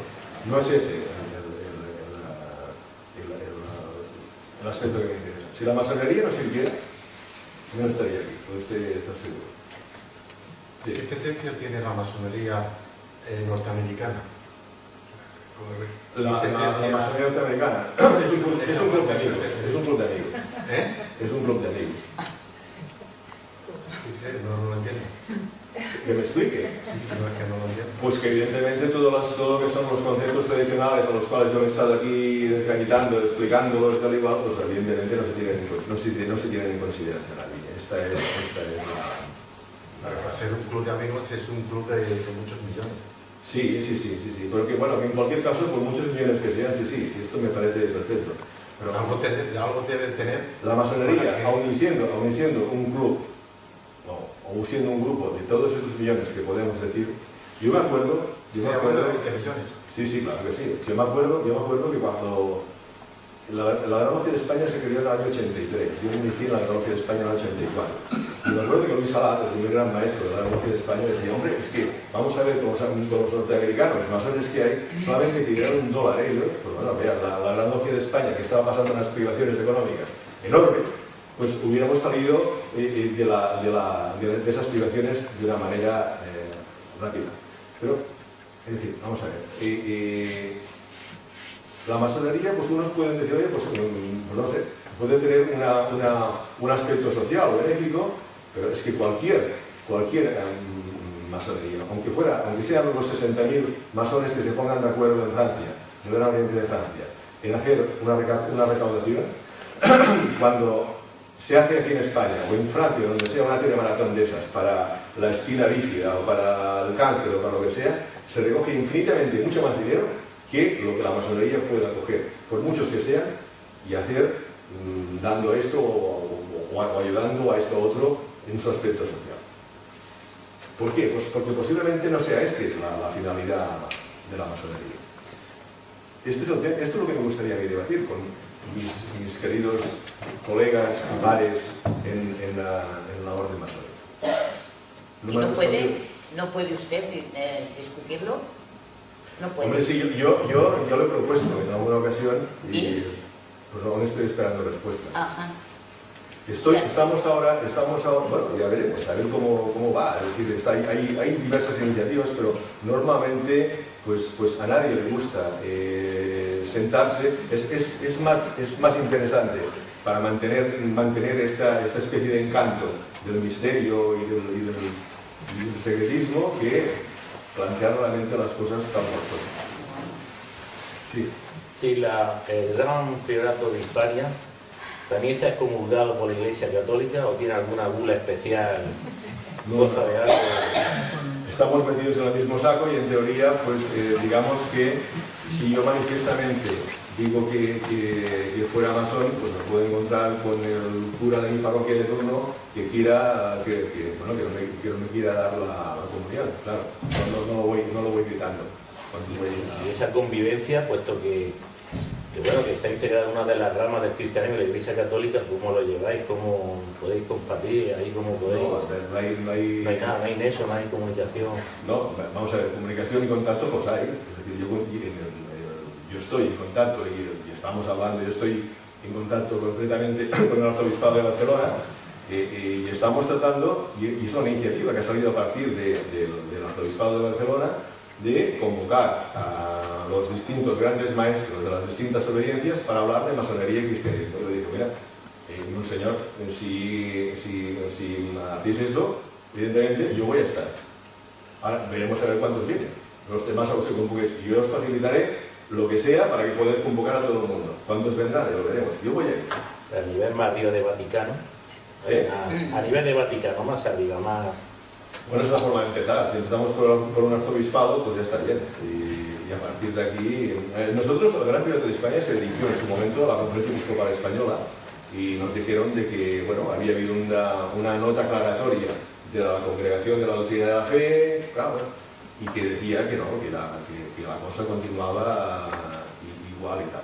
Vamos a ver, desde un punto de vista legal, con el derecho canónico en la mano, la masonería, el hecho de ser masón no está descomulgado. Dejémonos de tonterías. Y entonces, que haya después una nota aclaratoria para la Congregación de la Doctrina de la Fe, mira, pues no sé. Es decir, y la hizo el actual Papa, el cardenal, el que entonces era Joseph Ratzinger.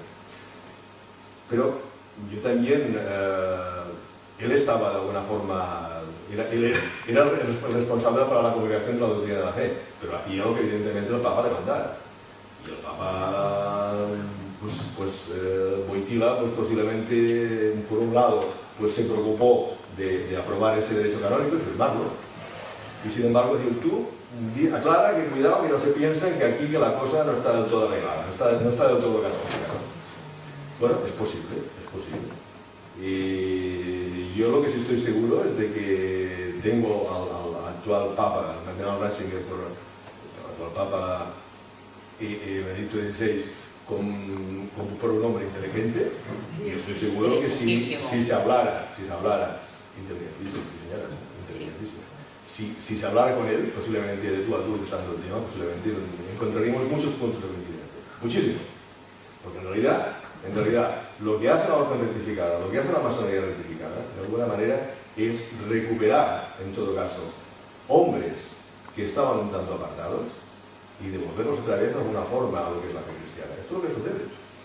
En muchos casos, a la práctica le hace la labor a la Iglesia, en este sentido. Sí, digo que el Papa será muy inteligente, pero si no levanta el veto, pues se quede con su inteligencia. Mira, hay una cuestión y es de que las contingencias del tiempo y las piezas de unos no siempre son las piezas de los otros. Es decir, lo que hay, yo no me he movido, ni hemos presentado papeles y presentaciones en un sitio esperando que al día siguiente hubiera una respuesta en un sentido o en otro. Me da lo mismo, pero ahí está. Yo llegará un día que dejaré de estar aquí y simplemente lo que espero es que quien haya después de mí pues continúe ese trabajo y de alguna forma llegará un momento en que esto pues puede cambiar. Y ya está, pero no miremos las cosas siempre con la prisa, la contingencia, digo, es que esto se acaba, sí, entonces se acaba, pero bueno, ya sabemos que de hecho, para un cristiano esta vida no es vida, o sea, los cristianos creemos en otra vida.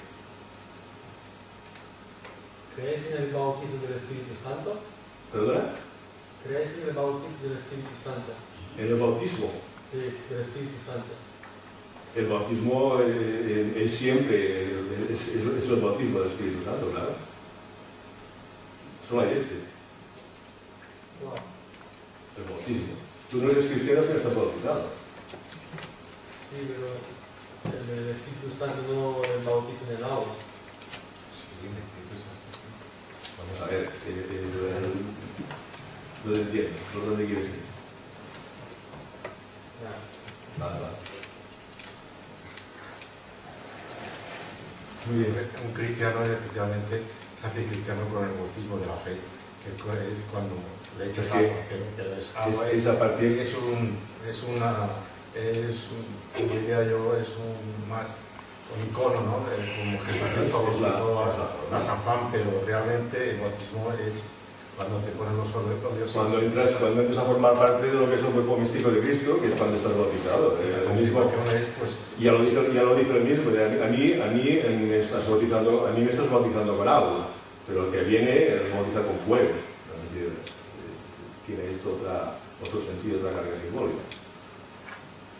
No me va a perdonar, yo lo siento, pero me marcho de aquí. Venía con mucha intriga y muy animado. Me marcho de aquí más vacío que venido. Claro, porque posiblemente quiero molestar, usted ha echado un discurso que perdónenme, yo soy un obrero jubilado.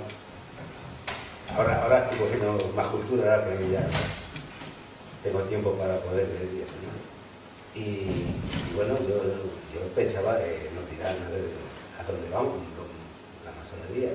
Y está hecho un discurso aquí para gente yo creo que de élite o de cultura muy amplia o muy alta o que lea mucho, porque claro, está nombrando ahí una serie de personajes que vamos, yo he leído y todavía no me ha sonado ni uno, ni tan siquiera.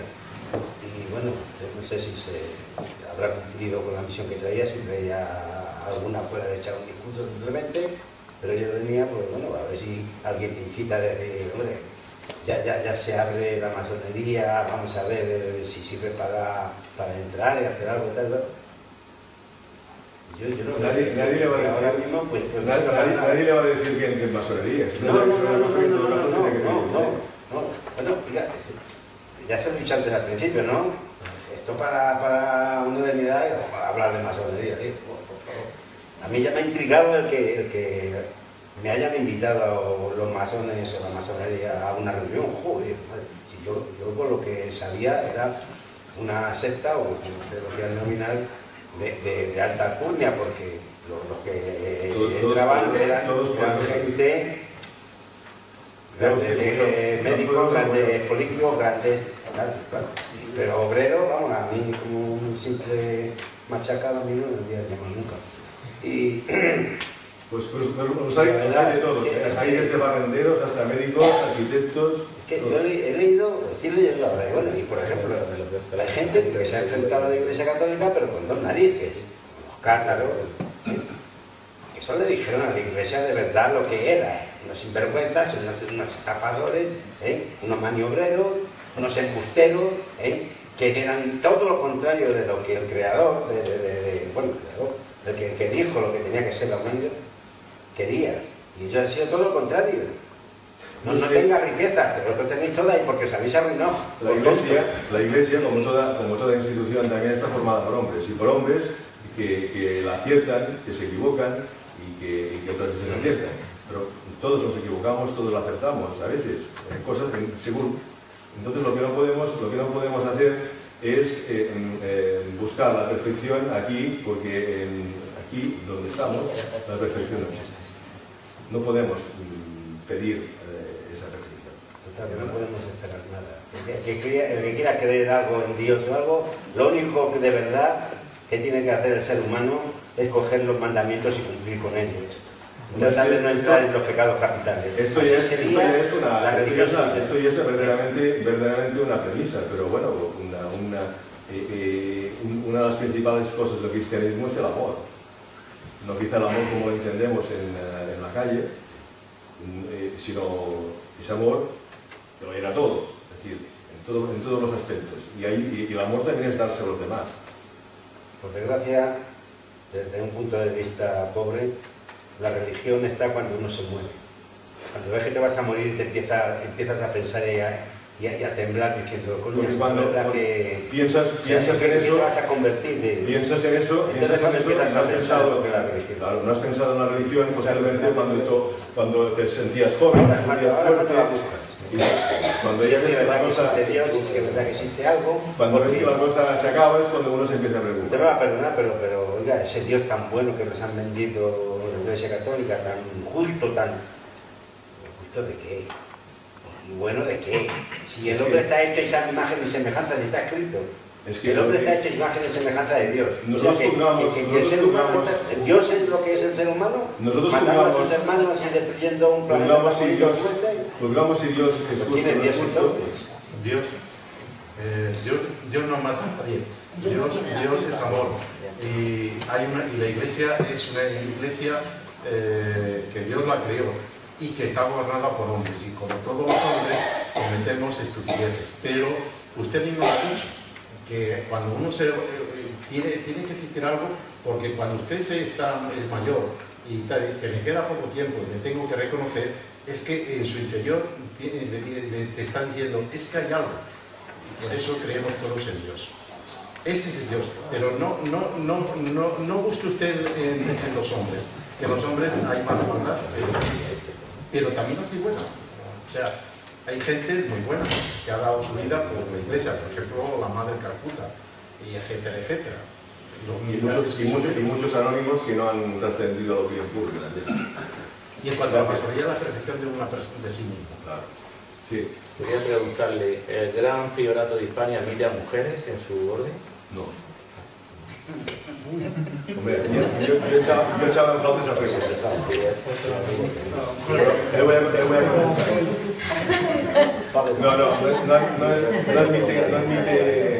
No admite mujeres en la obediencia, pero le voy a aclarar una cosa, una precisión sobre todo para las señoras y para las mujeres, para que lo entiendan claramente. Vamos a ver, el Gran Priorato de Hispania entiende la masonería como una orden iniciática, como un proceso de iniciación. Y entendemos que lo que no puede funcionar de ninguna de las maneras es una metodología pensada y nacida, creada por hombres para hombres, trasladada simplemente sin ningún cambio a la mujer. Esto no puede funcionar de ninguna manera. ¿Por qué? Hombre y mujer tenemos naturaleza distinta. Es decir, que esto digamos que es innegable. Yo por mucho que intente no conseguiré nunca concebir un hijo. Y sin ello negar en absoluto, en primer lugar, todos los derechos que la mujer pueda tener, los tiene perfectamente y son perfectamente legítimos. Esto no es innegable. En segundo lugar, la mujer tiene que desarrollar su propia vida iniciativa. No es que esté incapacitada para ello, en absoluto. Eso nunca lo diré, ni nunca es así, jamás, lejos de esto. Pero lo que no puede hacer de alguna forma es, si algo está pensado y concebido para el hombre, simplemente coger y ponerlo y trasladarlo a la mujer sin hacer ningún cambio, ningún tipo de adaptación, esto no va a funcionar. Esto no funcionará. Y el proceso iniciático, este del que estoy hablando, no va a ir, porque de alguna manera esto está concebido y está pensado y le habla a un tipo de sensibilidad, a un tipo de natura.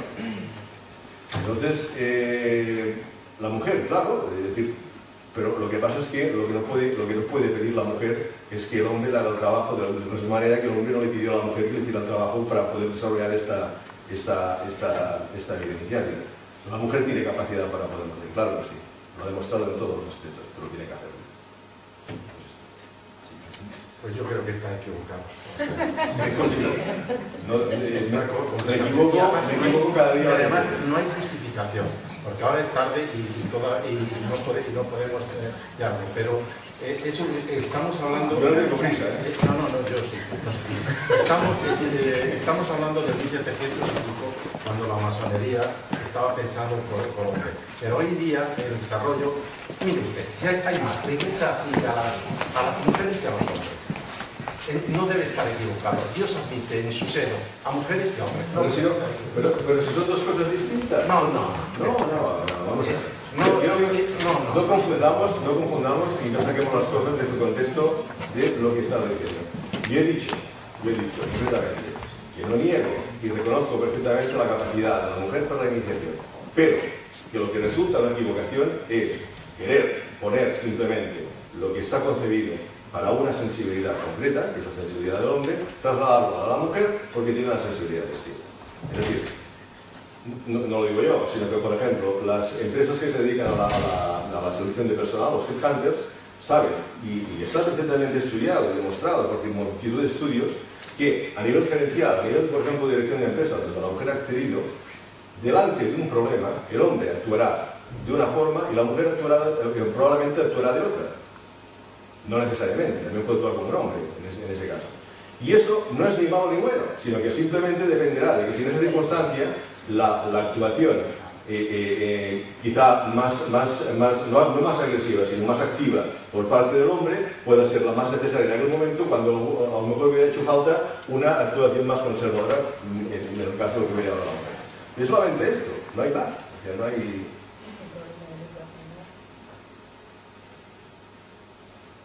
Sí.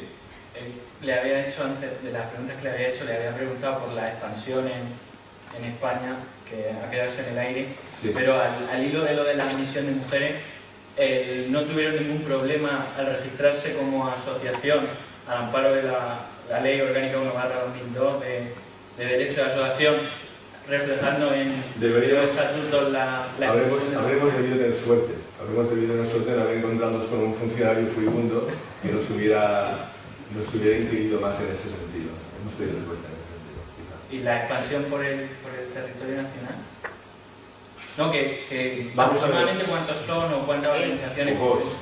Nosotros, Abierto de España, en estos momentos, contando nuestra logia en México, nuestra logia en Buenos Aires, y los que quedamos aquí debemos ser los 40, no más. ¿Y en España? Sí. En España, solamente en España. No solamente en España, no. No. He dicho contando. Yo simplemente estoy preguntando en España. He dicho contando lo que son las logias de la obediencia, y forman parte de la obediencia de México, forman parte de la obediencia de Buenos Aires, y evidentemente pues Barcelona y Gijón, y ya está. Entonces, en estos, porque en suma, ¿perdón? ¿Gijón? En Gijón. 40 personas en total. En total. ¿40 personas? Sí. Qué pocos, ¿eh? Pues ha bajado un montón. Porque yo conozco desde pequeñita y ha existido siempre la masonería. No soy masona, ¿eh? Yo no... No, pero bueno... Pero le digo una cosa, o sea, ha bajado mucho. No, hombre, vamos a ver, él me está preguntando... ¿O son los dirigentes los que cuenta usted? Él me está preguntando por lo gran prioridad. A ver, ¿son los dirigentes los que cuenta usted? No, yo me refería al Gran Priorato de Hispania, o sea, los de esta obediencia. Sí. Si contamos la masonería en toda España, debe sumar unos 2.500, no más. Y de esos 2.500 hay unos 1.600 que son de la Gran Logia de España, 650 que son de la Gran Logia Simbólica, y el resto se reparten al resto de obediencias. Y este es el panorama de la masonería española. Esta es la cuestión. Nosotros somos eso, es decir, esta es la cuestión, pero sin preocupación ninguna, de verdad. En este sentido, no hay preocupación ninguna. El Gran Priorato de España, desde su fundación, ha sufrido 2 excisiones. Pero bueno, se sufrió una, se recuperó, y ha sufrido ahora recientemente otra y se recuperará también. O sea, no hay problema ninguno. Lo que es importante en esta vida, entiendo, es tener las ideas claras. Una vez que tienen las ideas claras, bueno, pues ya está. Es decir, saber qué es lo que se está allí, qué es lo que se tiene y qué es lo que se quiere hacer. Y ya está. Es tirar hacia adelante, no hay más. Esto, vamos a ver, esto no es la panacea universal, la masonería. Ya hemos visto de que esto llega muchas veces más a un despiporre que a otra cosa. Porque es lamentable, pero es así de triste, o de humano. Por eso, pues hay que procurar ser estrictos, básicamente. Es que quizás parece que como que no hay excesiva voluntad de que llegue el mensaje mucho más allá. Cuando alguien, o sea, yo me pongo en mí, si disfruto de algo que considero que es bueno y que funciona y que puede ser un camino de enriquecimiento personal y de acercamiento a un Dios, como lo quiera llamar cada uno, la falta de querer de que eso pueda disfrutar más gente. O sea, nosotros hemos conocido esto pues, por un folletito que hemos visto en una farola pegado, pero que... A mí me gustaría que lo disfrutara más gente, sí, pero bueno, será que la gente no tenga ganas de disfrutarlo. Pero que para disfrutar de ello, quizá la gente tiene que poder conocerlo. O sea, que ahora el difundir el mensaje, ¿no? Sí, a mí bien que me gustaría, pero dispongo también del tiempo que dispongo, no puedo dedicar más tiempo del que dedico y ya, en principio me brindo, si alguno de ustedes pues quiere organizar otra conferencia, pues bueno, pues yo ya vendré, ya no importa. Pero posiblemente continuaré diciendo lo mismo que digo, ¿eh? O sea, yo estoy diciendo lo mismo desde hace años. No me invento nada nuevo, no hay grandes aportaciones. Siempre estaremos hablando de lo mismo. Y el problema es que a lo mejor de lo que hablo pues no le interesa a la gente. Esta es otra posibilidad, porque es esto, la gente que muchas veces resulta que pero la masonería es esto. Pues si esto es la masonería, pues ya ves tú. Pues me interesa poco. Bueno, pues no te interesa. Pero es esto.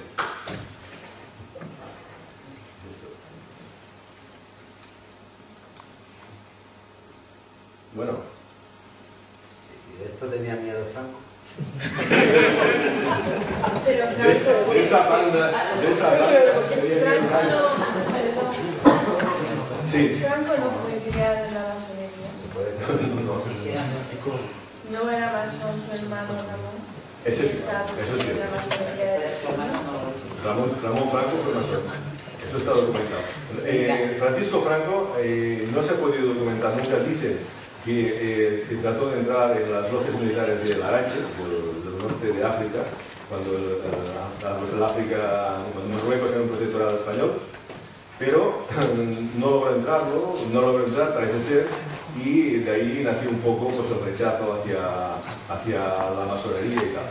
Lo cierto es que no hay documentación que lo pueda probar. De la misma manera, por ejemplo, que sí que se ha encontrado documentación y está documentado el hecho de que Ramón Franco fuera masón, pues no, con Franco no sucedió. De hecho, ahí en los Valles de los Caídos, en el altar, hay símbolos masónicos donde está enterrado. Símbolos masónicos pues hay por todas partes, porque vamos a ver, hay un símbolo masónico que es el triángulo con un ojo, y esto lo podemos encontrar hasta las iglesias también.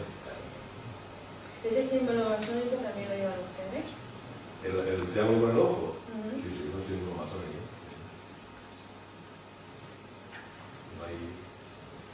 Pero entonces es que yo me he encontrado con gente de que van viendo el simbolismo masónico inclusive hasta allí donde no lo hay. Es decir, porque son amantes de lo oculto, amantes de lo complicado, amantes de encontrar aquello que no... O sea, de buscar lo que se dice normalmente, buscar los 3 pies al gato. Y el gato tiene 4. Y una pregunta como mujer, ¿qué sensibilidad tiene el hombre que no tiene la mujer? En el concepto masónico. No, y en cuanto a hombre y mujer, yo que soy hombre, se me hace difícil de conocer. Llevo 35 años casado y se me hace a veces difícil de conocer y comprender la sensibilidad femenina, lo reconozco. Pero evidentemente sí que hay algo que no son realmente distintos, gracias a Dios, pero son distintos. Pero dice gracias a Dios porque no entiende a la mujer o no quiere entender a la mujer. No, lo digo porque simplemente, vamos a ver, no entiendo totalmente a la mujer como también soy incapaz de poder intentar de entender también al hombre, al ser humano. Lo que sí digo, cuando he dicho yo, y vuelvo a repetir otra vez, es decir, hombre y mujer son de naturaleza distinta. Y, exactamente. Y entonces, lo que sucede es que si hacemos y se construye y se elabora una metodología iniciática pensada por un hombre para el hombre, si cogemos simplemente esa misma metodología sin cambiar absolutamente nada y la aplicamos a la que se ponga a trabajar en esa misma metodología iniciática, la mujer no tendrá los mismos resultados que los que puede obtener el hombre. ¿Por qué? Porque no está pensado sencillamente para ella, para su naturaleza. Pero ella no quita que la mujer, de alguna forma, sea incapaz para lo que es la metodología iniciática o sea incapaz para la iniciación. En absoluto. Pero ella tiene que desarrollar su propia metodología. Pero hay una cuestión, es decir, es que la masonería, inclusive, la iniciación inclusive, no es necesaria para todo el mundo. Hay mucha gente que puede vivir perfectamente sin la masonería y sin la iniciación. En absoluto, claro que sí, se puede vivir sin ella. Sin embargo, pues bueno, hay algunos pocos que nos preguntamos cosas y que de alguna forma, pues gracias a la iniciación, pues nos permite encontrar respuestas y no todas. Pero nos permite, como mínimo, profundizar y andar por ese camino de esa inteligencia de todo lo que tiene que ver con lo que es el ser inefable que es Dios. Y eso no quiero decir, y esto, repito de nuevo, no hace que la mujer esté inhabilitada para ello. Lo que considero, y luego repetir que es un error, es, sin ningún cambio, pues poner, por ejemplo, los pantalones, si nos ponemos un pantalón de mujer, ahora porque las mujeres también se ponen pantalones que se abren por delante, pero normalmente los pantalones de señoras pues se abren con una cremallera por el lado y tal igual, perfecto. Yo necesito que los cremalleras del pantalón se abran por delante porque lo necesito que sea así. Pues es lo mismo, es decir, busquemos, hay cosas que son concebidas y pensadas para alguien, para uno o para otra, y ya está, y es esto. Lo que quiero decir simplemente es que en ese trabajo del desarrollo de esa metodología iniciática, el hombre no puede ser útil a la mujer, tiene que ser la mujer por sí misma que lo pueda de alguna forma llevar hacia adelante. No es lo mismo el mismo misticismo que puede desarrollar la mujer que la que puede desarrollar el hombre. La mujer está mucho más abierta, de alguna forma, a toda la sensibilidad religiosa que lo puede estar el hombre. La mujer, infinitamente. La mujer está mucho más abierta a la misticidad y a la espiritualidad religiosa. Los hombres estamos mucho más avanzados ahí. La mujer, de alguna forma, innatamente, por su propia naturaleza, está más próxima que lo podamos estar nosotros. Sin embargo, lo que no puede ser, de alguna forma, es que la mujer, vamos a ver, en muchos casos, el feminismo, de alguna forma, la mujer se ha incorporado al mundo del hombre. En primer lugar, al mundo laboral prácticamente se ha visto como la incorporación al mundo laboral por parte de la mujer como un logro. Y en realidad yo creo que ha sido una trampa. Y ha sido una trampa. Yo lo veo, voy a hacer 59 años. Soy abuelo. Tengo una hija de 34 años, que es la que me ha hecho abuelo. Y está intentando concebir un segundo hijo y no puede. ¿Por qué? Porque en nuestro mundo, ¿no? En el mundo que estamos viviendo, la mujer intenta concebir hijos cuando ella de alguna forma su propio organismo está pasando para poderlos tener. Y los hombres están cada vez, somos incapaces ya de engendrar hijos, casi, a los 30 y pico de años. Posiblemente porque esto hay que hacerlo antes. Pero el mundo y la sociedad que hemos creado entre todos nos está llevando a algo que de alguna forma somos inconscientes de que así esto no va a funcionar de ninguna de las maneras. La mujer se ha incorporado al mundo laboral, se ha vendido esto como si fuera un gran progreso, y en realidad lo que se ha hecho es esclavizar en muchas ocasiones a la mujer igual que lo estaba el hombre. Hay un progreso.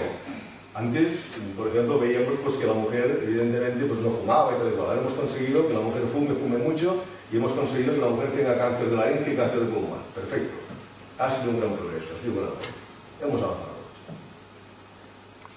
Digo esto simplemente como puntos de reflexión, es decir, eso está ahí.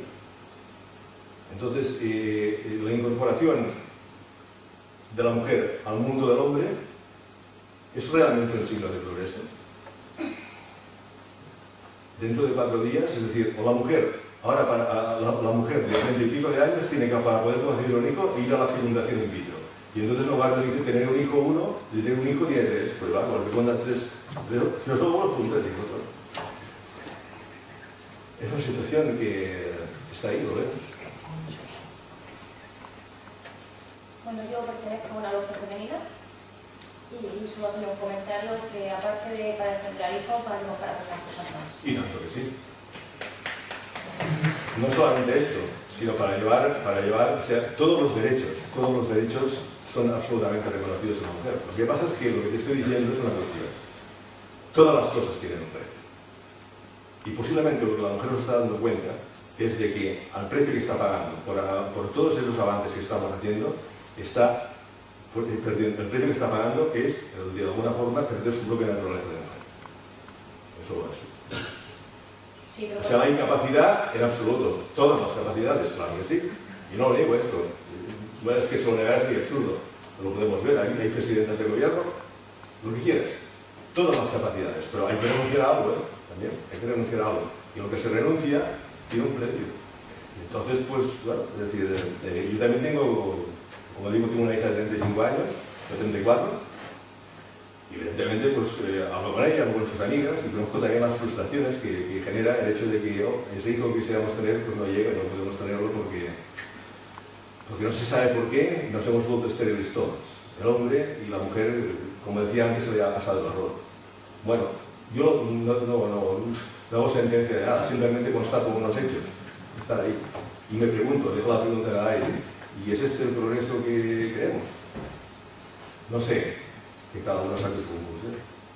Yo sigo pensando Bueno, que no me diferencia en la forma de pensar y podemos trabajar exactamente igual que hombres. eso sí, claro que sí. Y no me refiero solamente a... Yo no te estoy diciendo esto. Yo no te estoy diciendo esto, porque se puede trabajar perfectamente. Claro que sí, lo ha demostrado, se demuestra cada día. Cada Me día. estoy refiriendo al trabajo del taller.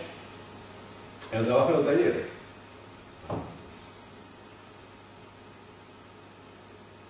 Estupendo.